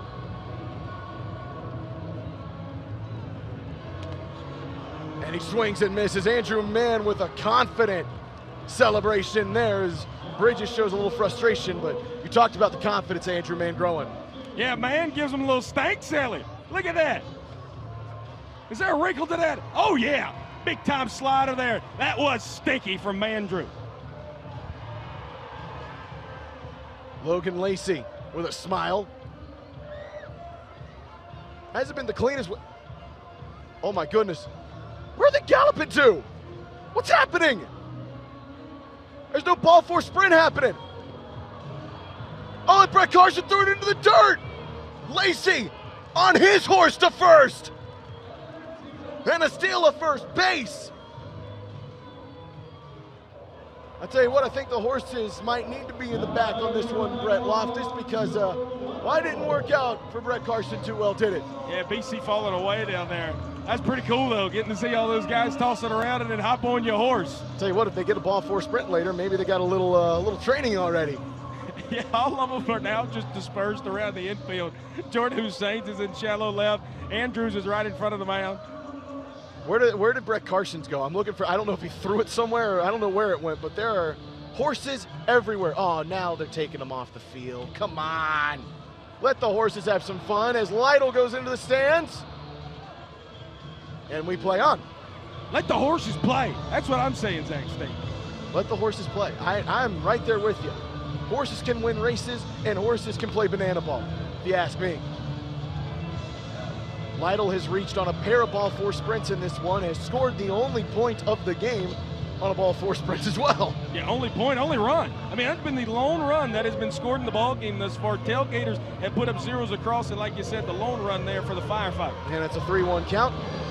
Make it. Oh, Joe Lytle thought he had himself his third ball four sprint. And he stepped out of the batter's box, but it's not a strike. It is not a strike. It is not a strike. Obviously, one of the banana ball rules. Oh my goodness, a bat went flying! It's a strikeout. The bat went flying. Bo's gonna go retrieve that for Joe Lytle. He's supposed to send the ball flying, not the bat, but either way, Joe Lytle did not strike out, stepped out of the batter's box, but because there was confusion on the ball four sprint, we did play on, and then he decided to chuck his bat. But hey, you know what? That's Joe. That's who Joe Lytle is. That's all we can say. You know, somebody down that first base line too was just thinking, man, let that one go over the net. I'd love to get me a baseball bat. Yeah, Bo had dinner with it though, so that was all worked out in the end. Bo had dinner with it. Incredible. McFadden. Is that going to be enough to get into the stands? No, it's not! What a play! Brett Carson! Did you see that? Be everywhere, Brett! He is everywhere! Crashed into the net, hit a pose, BC! Now he's doing crowd work! Stand-up comedy, banana ball, Brett Carson, he's everywhere in the Milky Way! I almost swore on the air. That was incredible. Look at this. Where's BC? He's right there. Crashing into the net, steps over Taylor Justice, and now let's send it down to the calendar crew. Salem, we are on the hunt for the next Mr. July. We have some contestants here who are going to do exactly what they need to do to enter the calendar crew, and that's flex. So, you guys are going to be the judge, and who's going to be the winner? Who do we have here first? Robbie. Robbie, how old are you? I'm 28. 28-year-old Robbie. All right, man, let's see what we got.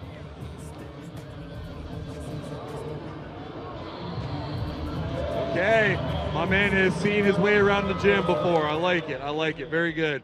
All right, who do we have here? Robbie. Also Robbie. Okay, Robbie 2. Let's see what you got.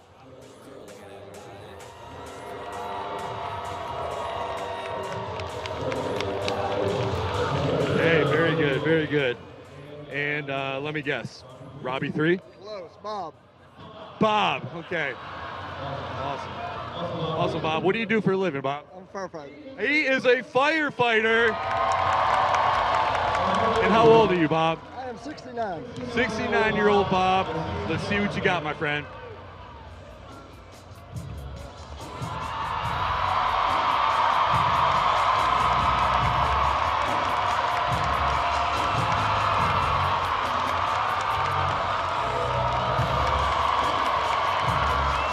Look at that. Give it up for Bob. I'll tell you what, this is stiff competition, so we're going to let you guys be the judges. Was it Robbie 1? Okay. Robbie 2? Okay. Or was it Bob?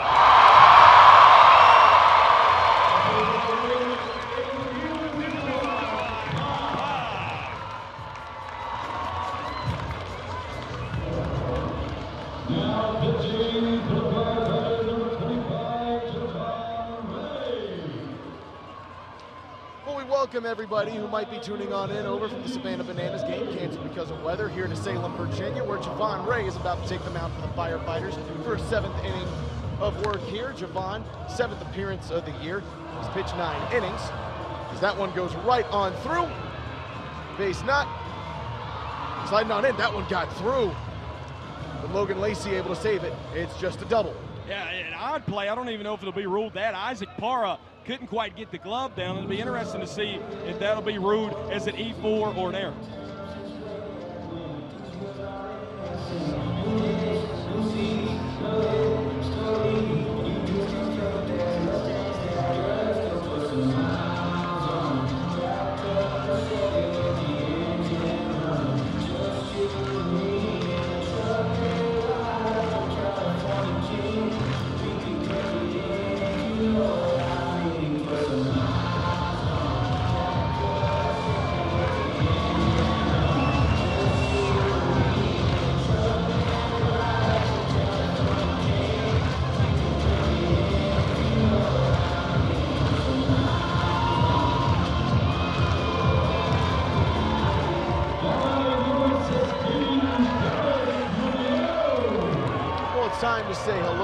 Travis Munoz, the master of the moonshot, Brett Loftus, in for his first hacks of the contest. Yeah, Moon, I mean, when you look at him last weekend, hit the moonshot in Lehigh Valley, this is something he's going to do too. Walk-up's cool. This might just be as cool. He's going to switch from each side at the dish here. Oh, and he gets hit right on the bottom. This has not been a good start for Javon Ray. A little shimmy, a little shake for Travis Munoz, and he's going to strut his stuff on down to first. That is about as nice of a first plate appearance as you can have. If you're not going to get a hit, then get hit. Yeah, Trav, like you said, he was strutting his stuff, maybe poking it out a little bit after he wore that one on the backside. We talked to Javon before the game about going up against a team with this dangerous of an offense. You heard the confidence that he would have that his team would earn the split. Now he's in some mighty big trouble here with 2 runners on and absolutely nobody away. And the guy you might not want to face in this situation is old Mac Danford, who would love to add to his 17 RBIs, which leads the Texas Tailgaters with 1 swing of the bat here. Yeah, perfect situation, 2-0 count, 2 runners on, none out. Thought about it and thought better of it. It's 3 balls, no strikes, and Javon Ray, before he can even have a hit registered against him, might be in trouble of surrendering the first run the Firefighters have in the game. And that is a ball 4 sprint. Indy Stanley just turns on through. He'll glide on home, simple and easy, and the Tailgaters are on the board. I think they got a little celly here. What we got, Zach Staten? I believe this is what they call Cotton Eye Joe. But look at it. It's getting into it. Cotton Eye Joe. What is that? Uh-oh, Jimmy Strings.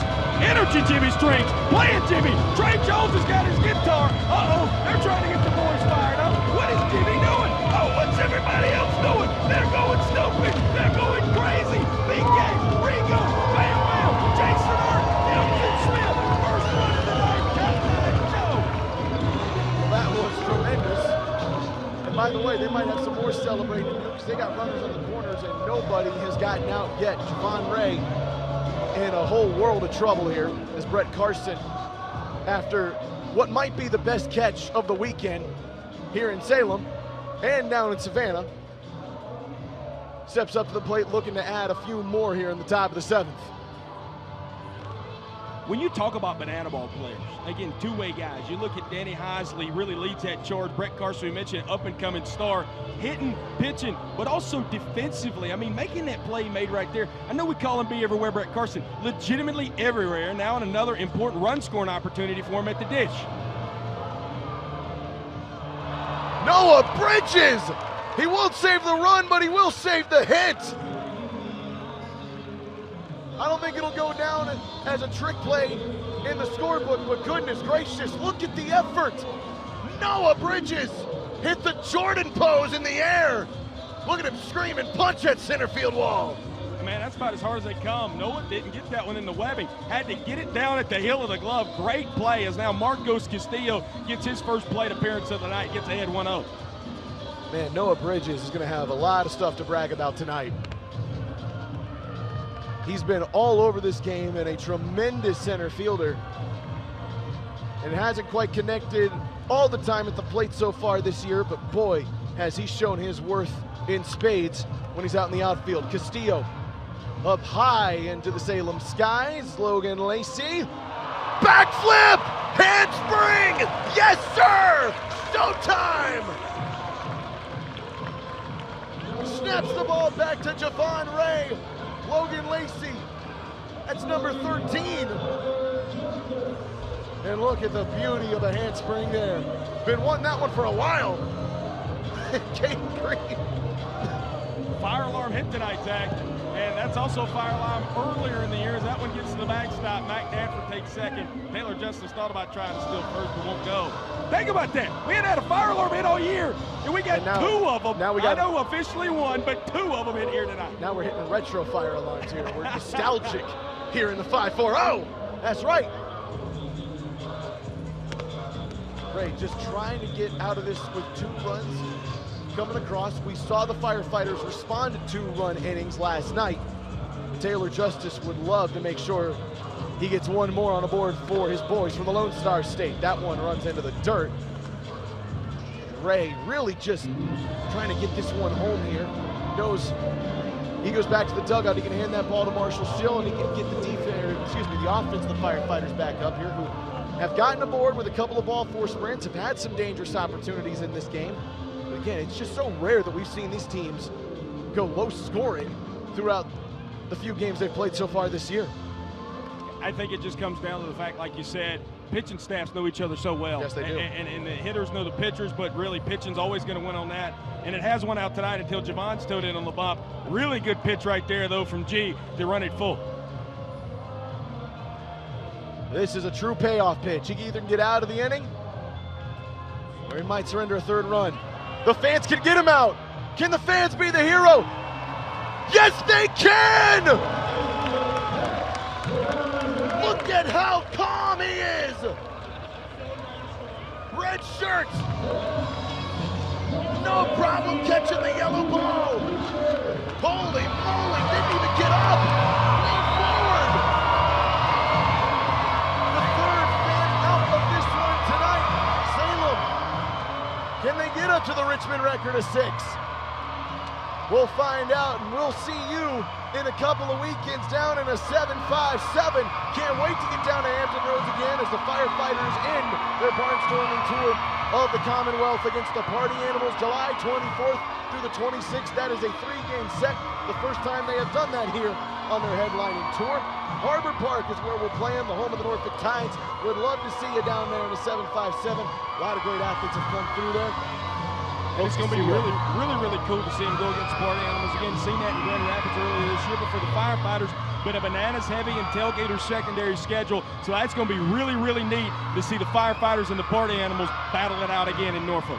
And maybe the Firefighters got some good juju after the first one of the year against the Party Animals. Here's the Italian Stallion, Brett Loftus. The Italian Stallion, they call him that. They'll call him Rome. I'm just going to call him 2-3 Joe Sperone. Again, another guy, he's aged like fine wine as the season has went. We looked at That's Hot earlier in the broadcast, and he's been a guy that's been really hot past couple of ones. You go back to when we look at Lehigh Valley, hometown for him last weekend. Bases loaded against the Rookie of the Year, Andy Cosgrove, against the Party Animals. You give up just one run, that's the inning. Joe Sperone induces a inning-winning ground out, and Roan has been nails this year, really in the back.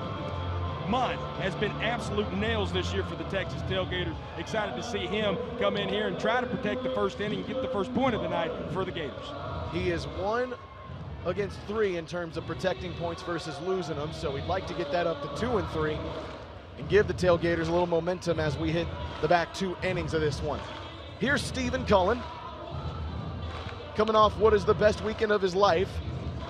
Just personally, as a lifelong Red Sox fan at Fenway Park, is doing everything he can now to try to extend this one for the Firefighters. Again, they just get 2 runs, they can negate the inning, and that plays very much into their favor. Cullen squares up. That's a sharp one to left field. It's going to get to the wall. Bounces off of it. That bounces back behind the outfielder, and that's going to get Stephen Cullen standing up into second base with a lead-off double.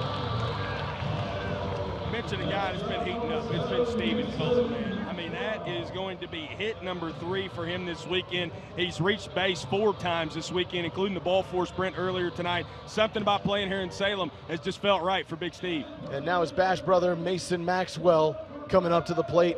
First homer of the year for the Firefighters out in Anaheim.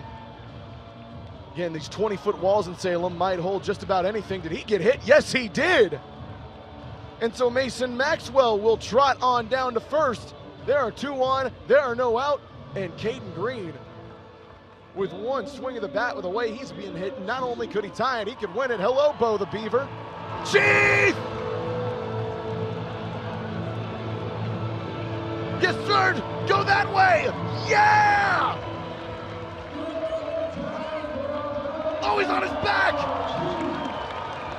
What can't the dog do? Can retrieve the wood, can get on a bat. Someone get that good boy a treat. Peanut butter, a little cheese, you do whatever you'd like. Green slices this one to right field, and Stanley's right there, and Stephen Cullen won't even try. And Jordan Hussein just saved that one from going to the wall over there behind the third base side. Not sure Cullen could have done anything. but it sure would have looked enticing. Yeah, Bo was coaching first base over here, and I'm not sure a mascot can be a great first base coach, because, like, what is he going to say to try to encourage him? I mean, he can do the wave around, and that's awesome, but, like, you got to coach him up over there at first base. He's probably just looking for some more shattered bats so he can have some wood over there. He loved Joe Lytle's bat a little earlier as Noah Bridges takes a healthy hack at that one. Sperone loads up, and Bridges again swinging and again missing in the Italian Stallion. It's a pitch away from getting 2 down. Oh, that's beautiful from Joe Sperone. Jimmy Lewis is coming out there, and they're hugging, they're jumping. Jimmy goes back. Sperone still got one more out to get. The Italian Stallion opens up the front door. What incredible. An incredible pitch there is hello, Ron Franklin.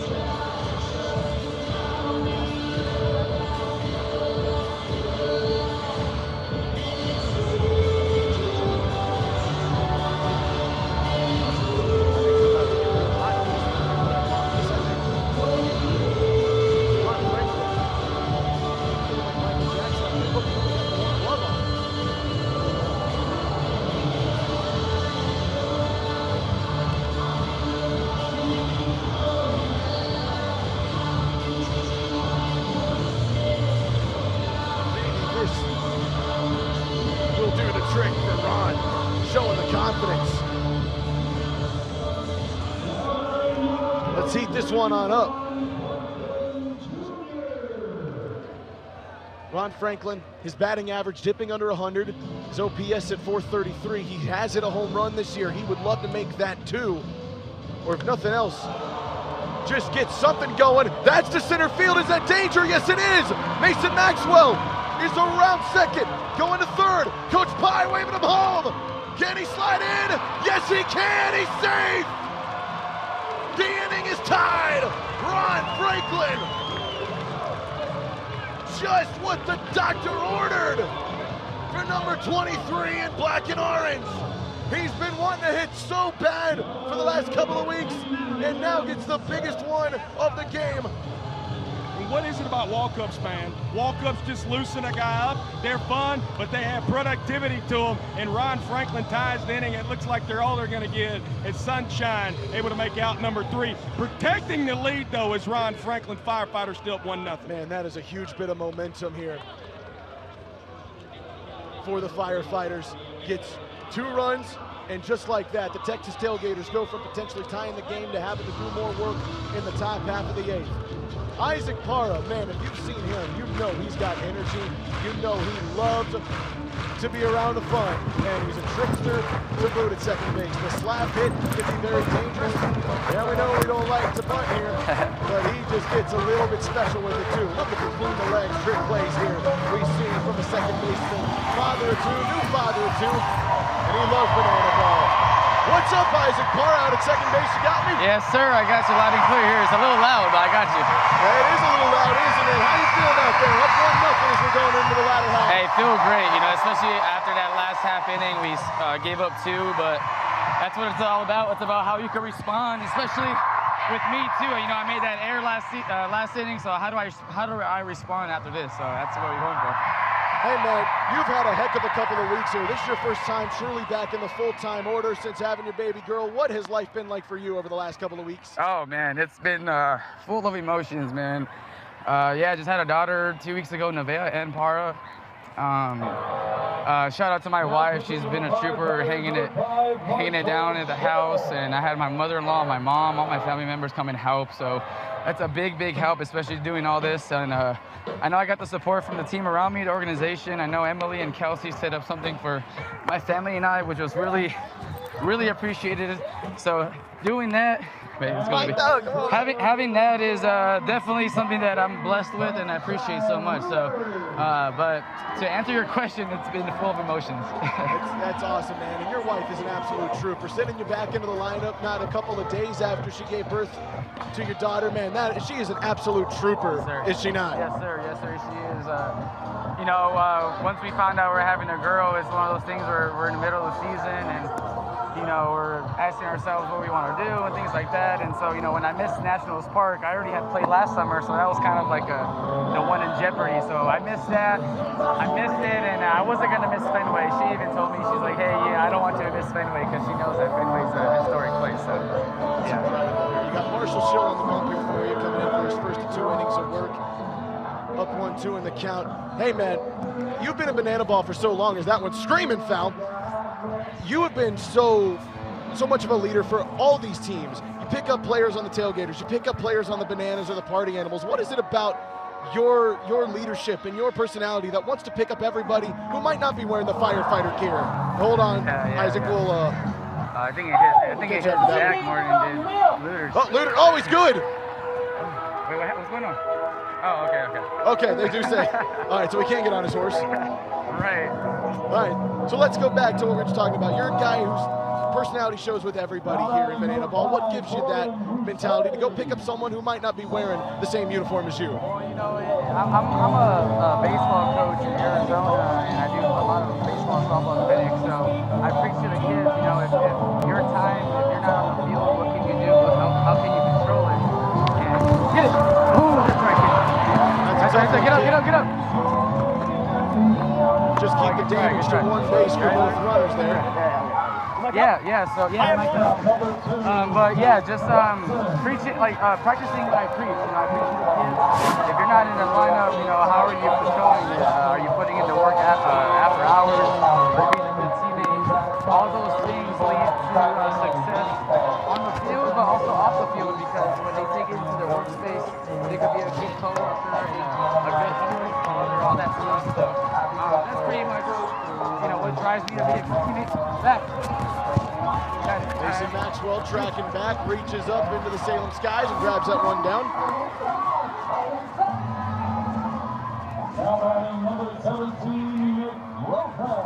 All right, Isaac, we're going to hold on a second. No, you're already on it. You're going to bring that mic up out of your jersey. This is the beauty of live television here, folks. Isaac trying to get that mic on out of there. We'll stay with you right here as Marshall Schill's got runners on the corners with one away after that Mason Maxwell out. Checks back over. Can hear you a little bit, Isaac. You got that microphone back up on you? You're still going. That one back up into the air. Mason Maxwell giving it chase. Isaac will chat with you later, and that is a goodbye, baby. Nick Lopez with his second Yaya of the year. A 3-run shot for the All-American Lopey. Get a little laser with them boys down there.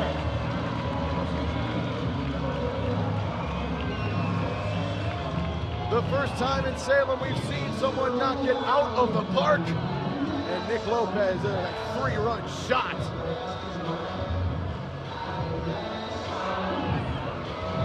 And then Taylor Justice just lassos him up at home plate. Lift Lopey up. Yeah, he needs a little help getting to the dugout after that jack. Got him hog-tied. Going back to the Texas Tailgaters. Brett, what you see here, brother? I think it's pretty simple. Blue wood going to yellow banana ball, and Lopey knew if it was high enough, it was going to be out of here. That is so tough to get one out of these ballparks here in Salem. All right, Isaac, you back with us? All right, I think we got you loud and clear here, brother. Jersey.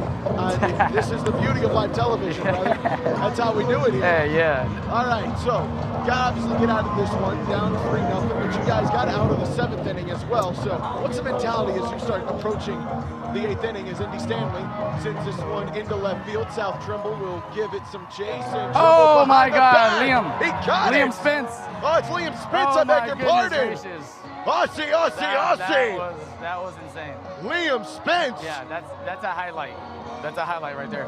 Isaac, tell me what you saw in that one. I saw a guy just fling his glove wildly and caught the ball.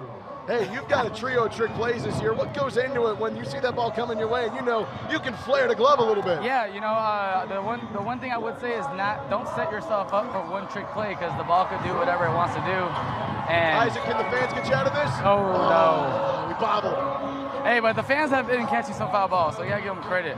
You got one dad to catch a foul ball with the baby, so that's pretty impressive. Yeah, as a new dad of 2 now, like, would you ever get that gutsy? Oh, yes. I mean, I know. Flies on by, Isaac going into center I field. know if I make that catch, I will come out on SportsCenter top 10 or something. So I'm definitely going for it. So you're trying to get your child the spotlight on national television, is what you're saying? 100%, 100%. All right, there you go. Yeah, we got 2 outs right here. We got 2 outs. All right, so we were talking about this a little bit earlier. How do you guys approach an inning like this now as the home team, where you know you got to get 3 runs in the bottom half of the frame? Yeah, how do we respond? You know, I mean, we responded last inning with 2 runs, so I mean, three's gonna be tough, but you know, although, you know, whatever we could do, if we don't respond, we're still a tie game going into the 9th, and I like our chances, so we just gotta keep on grinding. That's the name of the game, just keep on grinding. Up to steal on over, Zachary Bridges loses it, and that's gonna let a runner go over to second, and then... Who's this, Travis? Did you get some mic time right here? Hey, you got anything to say? Mic'd up. You got anything to say? Mic'd up? Dude, honestly, I'm just thankful that the fan didn't catch it. I fell to way too many fans. Hey, Isaac, tell Trav I said I love him. You said what? You love him? I love him. Right, Brett Loftus. Hey, Brett said he loves you. Oh, Brett. Oh, he ran away. Oh, Matt gets one out deep right center. One hops off the wall. Is he going 3? Is he going 3? Joe Bob. Oh, Isaac, he's getting on his horse. You better get it in. Throw to third. Not in time. Mac Danford with his 2nd triple of the year. Put another run on the board here for the Tailgaters at the top of the 8th. Zach State, tell him the Gator run. Man, that was an unbelievable play from Mac Danford. We saw the hobby horses broken out earlier, but he got on his horse on that one. Yeah. Mac Danford racing on around. Isaac, you just got to tip your cap on that one. Oh, right? yeah. I mean, you know, it has to take a couple perfect throws to get him, and Mac's pretty fast. But that's the beauty of scoring those runs last inning. Get it. Attaboy, Caden. Attaboy. Peanuts. Let's give him some mic time here. Diving on out. Yeah, let's hear Let's from give him some mic time. Heard him hey, yesterday. you're mic'd up. You're mic'd up. What do you guys say about that play? I love you, Mom. Hey, there you go. There you go. Isaac, we'll see you later. Appreciate you, boys. Appreciate you guys. Let's God bless the USA. Take out your phones, turn on your flashlights, and sing loudly together with us for God bless the USA.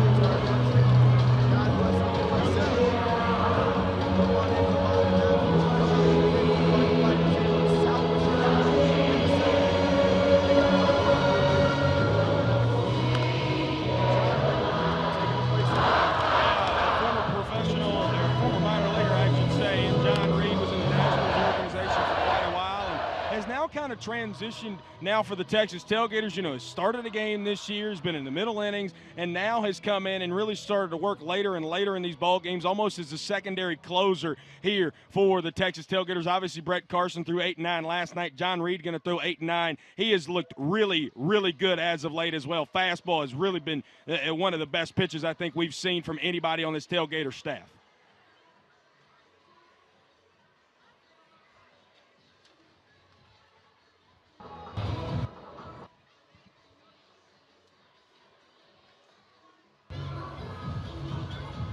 Well, hey, Barbie. We're in a Barbie world, I guess, here with Joe Lytle, Javon Reed, and the boys. Javon Ray, I beg your pardon, John. I'm thinking Javon Ray and John Reed, and I just put them together. That's what Banana Both Ball pitching does. in this ball game. Correct. They just, there you go. Javon in the 7th, John here. We're having a blast here in Salem. So John Reed, who's won 3 points, lost just 2 on the year, will go up against Dalton Cornett. Again, the Firefighters want to dig out of this hole. They got a whole mountain to climb to try and get out of it. Cornett really not had the kind of weekend that he's been used to over the last month or so. Really hasn't been able to get on base until showdowns last night, and he swings at the second pitch he sees, skies it up. TJ giving chase, and Brett Carson couldn't catch up to it. Communication wasn't there, and Dalton Cornett's gonna get a gift over at first. Yeah, that's the way these rallies start, man. I mean, you go back to last weekend in Lehigh Valley, I know Tailgaters fans look away, maybe even cover the ears. You had a couple crooked numbers last weekend, and the boys in pink and black were able to come back in those innings. That's how that starts here. John Reed, though, who's been throwing really, really well, hopefully can induce a double play ball here. Now, Logan Lacey's the kind of guy who will take an opportunity, and he will capitalize on it. This is high into the sky, giving it chase, jumping. Did he catch it? Zach Watson, he got it from the top of the wall, and he's feeling it a little bit out there in left field. My goodness, Waddy scales it out there. Look at the hops. My goodness, Zach Watson. Da-da-da, da-da-da. That is as tough as they get from Zach Watson. And hello, Joe Lytle. Oh, the animal Friday. What are we doing? Oh my goodness! Joe Lytle's on fire! Literally! His helmet is ablaze! Step aside, Johnny Storm! The new Human Torch blaze for the Firefighters!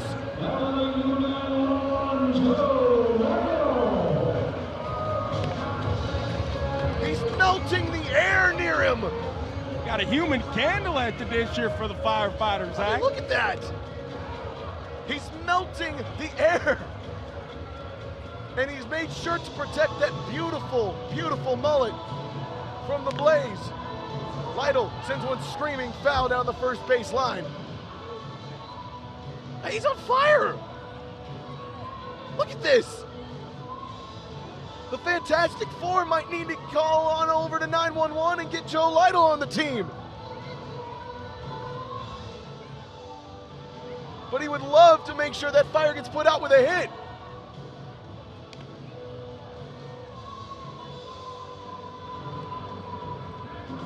He's still smoking. Look at it, he's not taking his eye off John Reed. I'm not sure he knows what to do, and he's gonna go sit down. John Reed says, I don't care what you got going on up top. I'm going to just give a heater of my own in there and get you out. Oh, John's going aura farming. Look at that. The oldest player on the Tailgaters squad still knows how to farm the aura. Joe Lytle behind the slider in 2-4. Look at him. He was swimming, boy. You're never too old to aura farm, aren't you? Joe Lytle's going to go stick his head in a bathtub for a little bit here and cool on down as Dakota McFadden will come up to the plate. D-Mac really hadn't been able to get much going at the plate today. Best he's been able to do is a ground out, and that's about all he's got. He could really get something going. That is a powerful hack from McFadden, but it's 0-2, and man, the Tailgaters, you can sense the confidence growing throughout this game, Brett Loftus. Reed for the inning. McFadden to right field, Andy Stanley on his horse, and that's gonna get down. Cornett races around third, that's all he'll get, but D-Mac into second. Stand-up double. He's not ever gonna lose hope that the inning can be salvaged. Man, that's just a good banana ball play all around right there. Andy Stanley does a great job of cutting that ball off before it gets to the track, keeping Dalton Cornett at third. But D-Mac, again, one of the hardest hit balls tonight, able to burn Indy out there in right field. That's just all around good banana ball. 2 outs, 2 runners in scoring position, but still an uphill climb for Stephen Cullen in the Firefighters. Is there anybody better to send up to the plate in that spot than a guy who's essentially the unofficial captain of the Firefighters with a guy like D-Mac? always the standard setter when it comes to that team. Stephen Cullen, that is a screamer over to Joe Mikulik. Fast feet.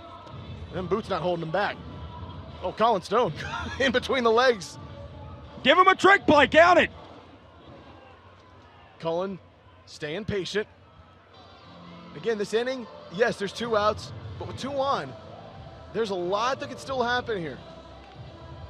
Cullen turns and fouls this one away, and he really, like you said earlier, Brett, he's been coming along,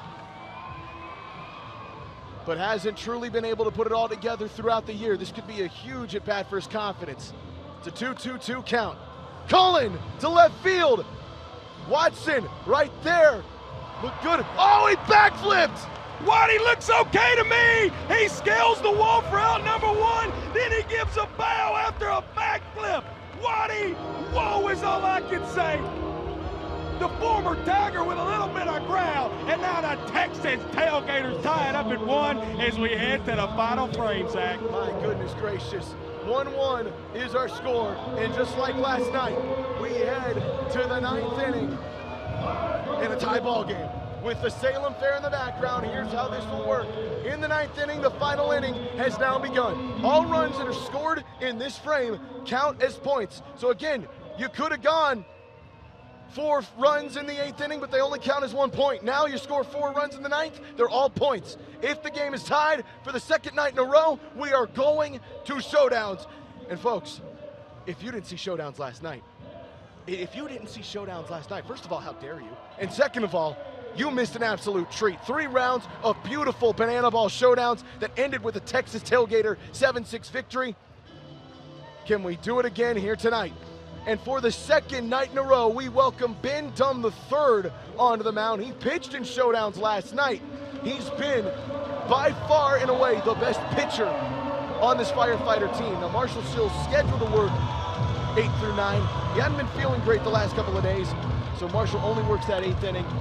I'm gonna now surrender it over to Ben Dunn. You look at his stats, and they are stats to be remembered. He's the fastest pitcher, maybe in all of banana ball when you look at guys who have thrown 10 innings or more. 242 is what he spends on a bump. He's played in 9 games now.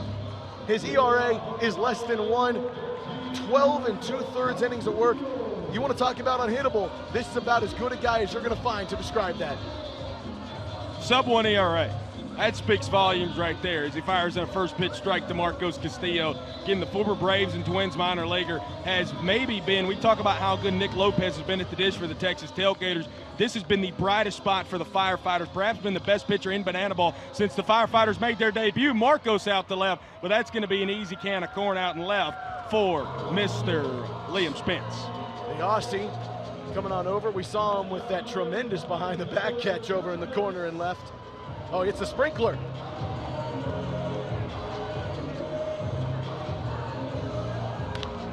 We play on. Taylor Justice, Logan Lacey, tough play. Make sure he's got it. Oh, he did get it, but he's off the bag. Stephen Cullen arguing for it. Do we have a challenge? Oh, we got a fan challenge. Fan challenge here from the good folks of Salem, Virginia. We had 3 of these bad boys last night in terms of challenges. Brett Loftus, we go to the video. Here's what we got. It's a great play by Logan Lacey over at third. He is off the bag. That's not the angle to see it, I don't think. There's it. Well, if we got another angle, we'd love to see it. But as of now, I don't think there's anything that can be overturned here.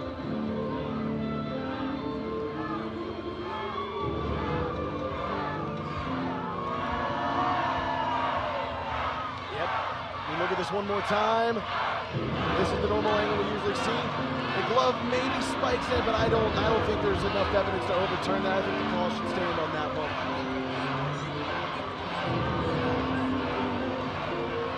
The Firefighters want that one, but the call will stand here.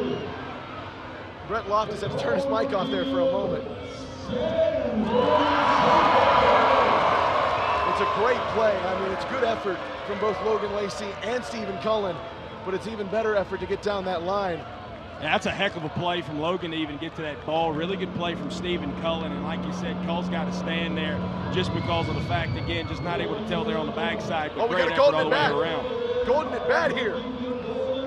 I think I recognize those legs coming out from under there. Is that? Give it up for tonight's golden batter, Taj the Quad Father. I think it is. It's the Quad Father. First golden batter of the weekend is going to be TP. Hitting in the spot of Jonathan Sunshine Looters here after that infield single from Taylor Justice. 1-1 ball game. You've scored 6 runs in the last 2 frames. You just scored your first point of the night in the 8th. And what a better time to go to one of your best hitters this year in Taj Porter sends it straight up in the Salem sky. Where's it going, Zach? Into the fans. Anybody get it? Nah. That's in one of those open areas where it's really hard to get something. Hard to find anything. So we'll play on here. Taj Porter has been used in the golden at bat before on this headliner tour back in Richmond. That worked out quite well for him. Got a ball for a sprint. Ben Dumb. That one's fouled back. So no steal of first base and no steal of second base can happen here.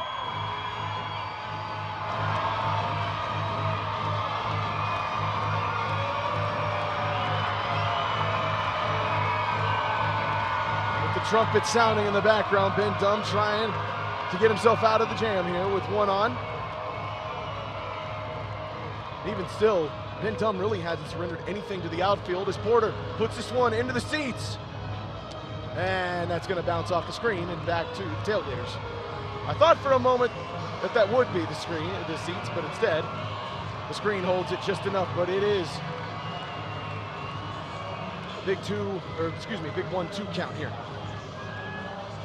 Man, the intensity. The crowd's getting pumped up here in Salem.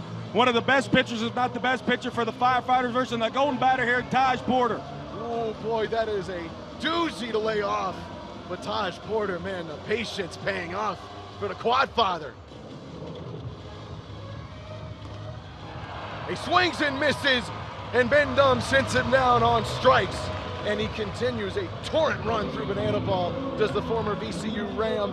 He was a visitor last year. That's a 7th strikeout on this campaign, and now the inning lies in the hands of the Texas kid, Jordan Hussein. Yeah, from one roommate to another, Taj to Jordan. Again, Jordan really been swinging it well the past couple weeks. Had to single his last time up. Big time spot for the Texas kid right here. Gets ahead 1-0. Right back to Dumb. In between the legs, underhand, Stephen Cullen there. And folks, we are going to the bottom half of the 9th inning, and oh my goodness, Fire Country. I'm gonna stand up and look at the camera. I'm not sure if anybody can see me or not. I don't care. If I'm invisible, I'm the other Fantastic Four member along with Joe Lytle. This is what it's all about. We had our chances last night. It didn't quite work out, but you know what? That's what Banana Ball is all about. We get second chances here, get second opportunities here. The Firefighters have their chance to be destined for greatness, to be destined for a winning moment. Are you going to let someone else come into your home, take your meal, take what you own? Or do you get what you are owed? Do you get a split? Do you get what you have coming to you? I'm not nervous. I'm just saying. Firefighters have a big job here in the bottom half of the frame. Brett Loftus don't look nervous. He has been confident in this pitching from the Texas Tailgaters all night long. He said it during the second inning on That's Hot with Brett Loftus. And John Reed's looked as good as anybody. Yes, I mean, he has. you see the guys getting pumped up down there on the dugouts. Home half of the ninth here. Like you said, could we go to showdowns for a second straight night? But it's also the storyline too, Zach. Again, been one of the best pitchers of late here for the Texas Tailgaters and John Reed. Fastball touching low 90s, a lot of movement out there on the bump, pitching with as much confidence as he's ever pitched with in his professional career. But now it's the bottom half of this lineup. Mason Maxwell, Peanut, and Noah Bridges. You look at that, they've reached base a combined 5 times out of those 3. So you got the table setters there, and you only need one run to win the ball game here, Zach. That's all they need. Get a runner on in one swing of the bat. That's all they've got to do. It is rally time here, and boys, I don't want to say the word all the time. But man, if we get showdowns again in Salem, I think it's almost assuredly we might have to come back here because, boy, this place loves its drama. I don't know if my heart can handle that, Zach Statement. We're 3 outs away from it. I don't know if my back can handle it. I don't know if my heart can handle it. I don't know what I can handle here.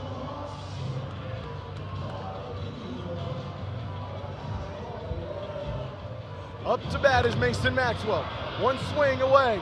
Into left field it goes. Watson chasing, and he won't catch up to it. Goes into the bullpen. One thing you talk about with all these guys, and I'm sure, Brett, you talked to them, the amount of intensity and stress that goes into a showdown, as Maxwell sends it on over Sunshine Looters, and that's one away, with a little flare between the legs, Brett Loftus. Yeah, counted for a trick play, just the 3rd one of the night for the Texas Tailgaters. The Firefighters have racked up 11 of them. And now a golden batter here for the Firefighters. Oh, my goodness. Oh, I think I see the golden batter rule. I think I see the mustache. I think I see the flare for a little showtime.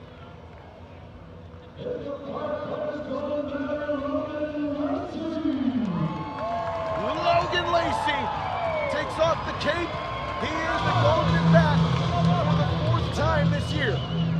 They have trusted him in so many places. Can Logan get that pop off the bat, get on the base, or maybe send one to the trees and send us all home or into the fair?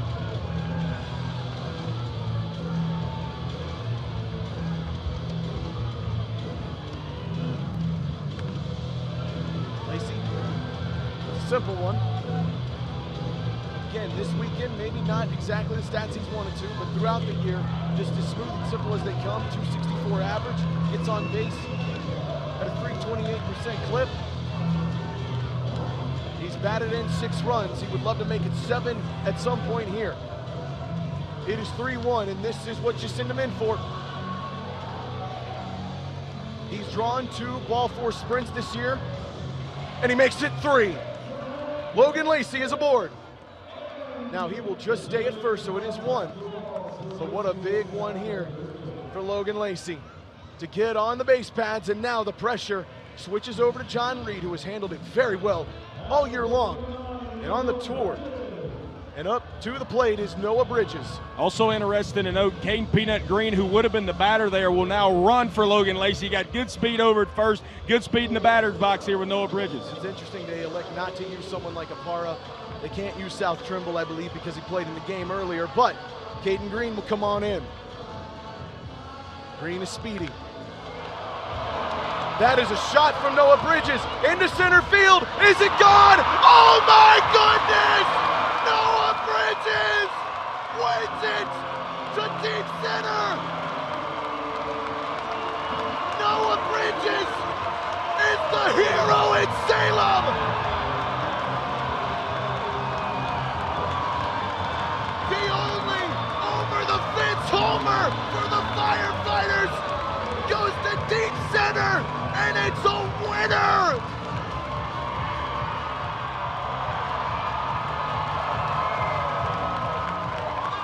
Noah Bridges, what a time to get your first big fly of the year! Are you kidding me?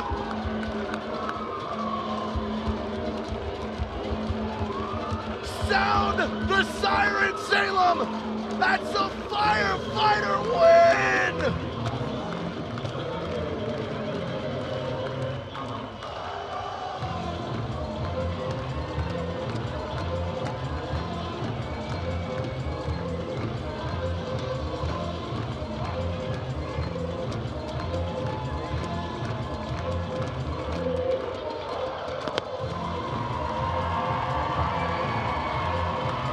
Bridges sending a fireball on over to Mill Mountain in Roanoke. What a better way to end this one in the 5-4-0. Noah Bridges, look at him, knew it, felt confident, and Marcos Castillo could make no play on it. And folks, these walls are a good 20 feet high, and he sent it all the way to center field. That is 401 feet out to the Salem Memorial Ballpark.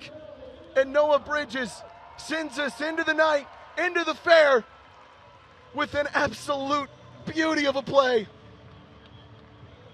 He's been unreal all throughout the night in center field, trick play after trick play.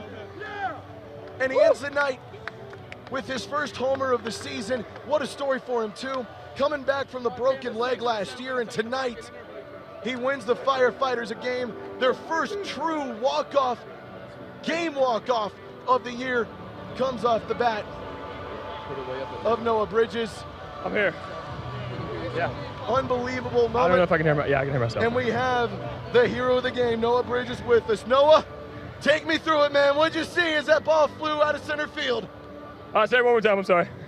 What'd you see as that ball flew out of center field? Oh, man. You know, the golden batter came up, and I knew it was going to be my, sorry, I'm a little out of breath. I knew it was going to be my opportunity to drive him in. Logan Lacey did his job, he got on. So I was just looking for a pitch I could do some damage on, get one in the gap. Man, I just had a good swing. I saw the ball big and saw it well. Thank you. Job, baby. Thank you, sir. Appreciate you. That's great sportsmanship from Joe Mikulik. Man, is there a better time to break out the first homer of the year than in a moment like that, the first true game walk-off of the year for the Firefighters? Yeah, no, I don't think so. I think that's the best time to bring it out, definitely. Man, that's an unbelievable moment. You were all over the field tonight, trick play after trick play in center field. What got into you tonight to be able to impact the game as much as you did? Honestly, I had a couple talks to me by our upper management. Jesse gave me a talk yesterday about hitting trick plays, and then Mick gave me a talk today just about being a leader. And I don't know, that really just reinstated some energy in me and helped me lock in for the game and helped me understand what's needed from me to win these games. You guys have not won a game since the second in the Richmond series. How important is a game like this just to get the confidence going and show you guys can win a nip-and-tuck battle like this one? Yeah, no doubt. We've been battling. Our most recent games, we've been putting them together a lot better. We've been playing a lot better. Everything's been clicking. It's just not going our way, so it's finally had something go our way. Ron had a big two-out double off top of the wall to keep the game even within one. All the guys pitched it well. All the guys had incredible plays. That play by Spence and left was unbelievable. Just the whole team. Finally, things are going to start to click. By the way, dude, I've never seen anybody. I've lived here for 18 years. I've never seen anybody hit it out to center field, so congratulations on that. Thank you. Noah, there's been some talk in Banana Ball that you guys don't have a good offense. What you got to say about that? We have a good offense. Yeah! We have a good offense. He's been wanting to do that all year long. Noah Bridges, you are unbelievable. Appreciate you stopping by. Go catch your breath. Go out into the Salem Fair and do whatever you please. We'll see you out there, brother. I appreciate you. What a game for Noah Bridges, our showman of the night. He's been wanting to say, we have a good offense all year long, and he does it. Look at this stat line tonight, 2 for 3, couple of bags stolen, four trick plays, homer to boot. I mean, this is just an absolute amazing game for a guy who spent last year trying to get back from a broken leg. And you can see maybe some of the jitters or some of the rusty spots coming up for him all year. Boy, that rust was not there tonight. All over the place. You look here, dive into the Mac and Bob sign. I will tell Bob Rotans to give him a free Boston Zone if he'd like it. The tip drill over to South Trimble, making it disappear. And then, just look at this. As soon as that left his bat, he knew this had a shot to go all the way. Noah Bridges, you get rid of that helmet. You celebrate all night long. What a great couple of weekends for Noah Bridges, by the way. The Sweet Life of Zach and Cody entrance last weekend in Fenway Park. And now tonight, his first walk-off of the year, his first homer of the year, first Firefighters game walk-off of the season. Brett Loftus, what 2 games we've had here between the Tailgaters and the Fighters. Man, that was awesome tonight. I know we got a lot of folks out there screaming Gator up, commenting Gator up in the YouTube comment section. No matter if you're pulling for the Tailgaters, the Firefighters, or you're just a Banana Ball fan, that was cool. And I think if you've gotten to interact with Noah Bridges or you've gotten to be like us and be down here with him and get to work with him, he's one of those guys that gets it, man. And he's one of the faces of our sport, like you said, going yah-yah dead center. His first home run of the year, first walk-off of the year for the Firefighters, and able to get their second headliner win. That was a really, really cool cool moment. I mean, that was just a great ball game. The duality of it, if you will. The pitching for the first 6 innings, shutting everybody down, and then the Tailgaters score 6 runs in 2 innings, and then Noah Bridges walks it off. What a great weekend here in Salem, Virginia. We had the fair. We had a circus over here inside Salem Memorial Ballpark. We had some runs. We had some really good pitching, and we did that banana ball, and it was a lot of Gatoring up, but that was cool to see tonight. We call Banana Land the greatest show on earth. We took the show from the fair in here to the ballpark, and we delivered on that one, folks. Again, what an incredible 2 weekends here in Salem, Virginia. A showdown to remember last night and a 9th inning to remember here for the Firefighters. Brett Loftus, real quick, where are we going to see the Texas Tailgaters next? Well, we're off next weekend, and then we'll make our return to a Major League Stadium at the end of the month. Last weekend of the month, be playing the Savannah Bananas in Philadelphia at Citizens Bank Park. We'll hope y'all see y'all there. It'll be streamed live on the Savannah Bananas YouTube channel. We'll be sure to put on a show there. It's our EP, Yvonne Trezak's hometown. Firefighters are off next week as well. We'll be seeing you again in Norfolk, Harbor Park, where the Tides play. We'll head there for a 3-game set against the Party Animals. But these 2 teams go into an off week, deservedly so. They've put a ton of energy out here on the field this week. You know for sure they're going to be resting their bodies. That's been Brett Loftus, Cowboy correspondent. Our EP's been Yvonne Trezak. Our scorer is Riley. Our director is Keegan Woods. I'm your fireside chatter, Zach Staten. Until next time, he'll say Gator up. I'll tell you to fire up. Gator up! Fire up!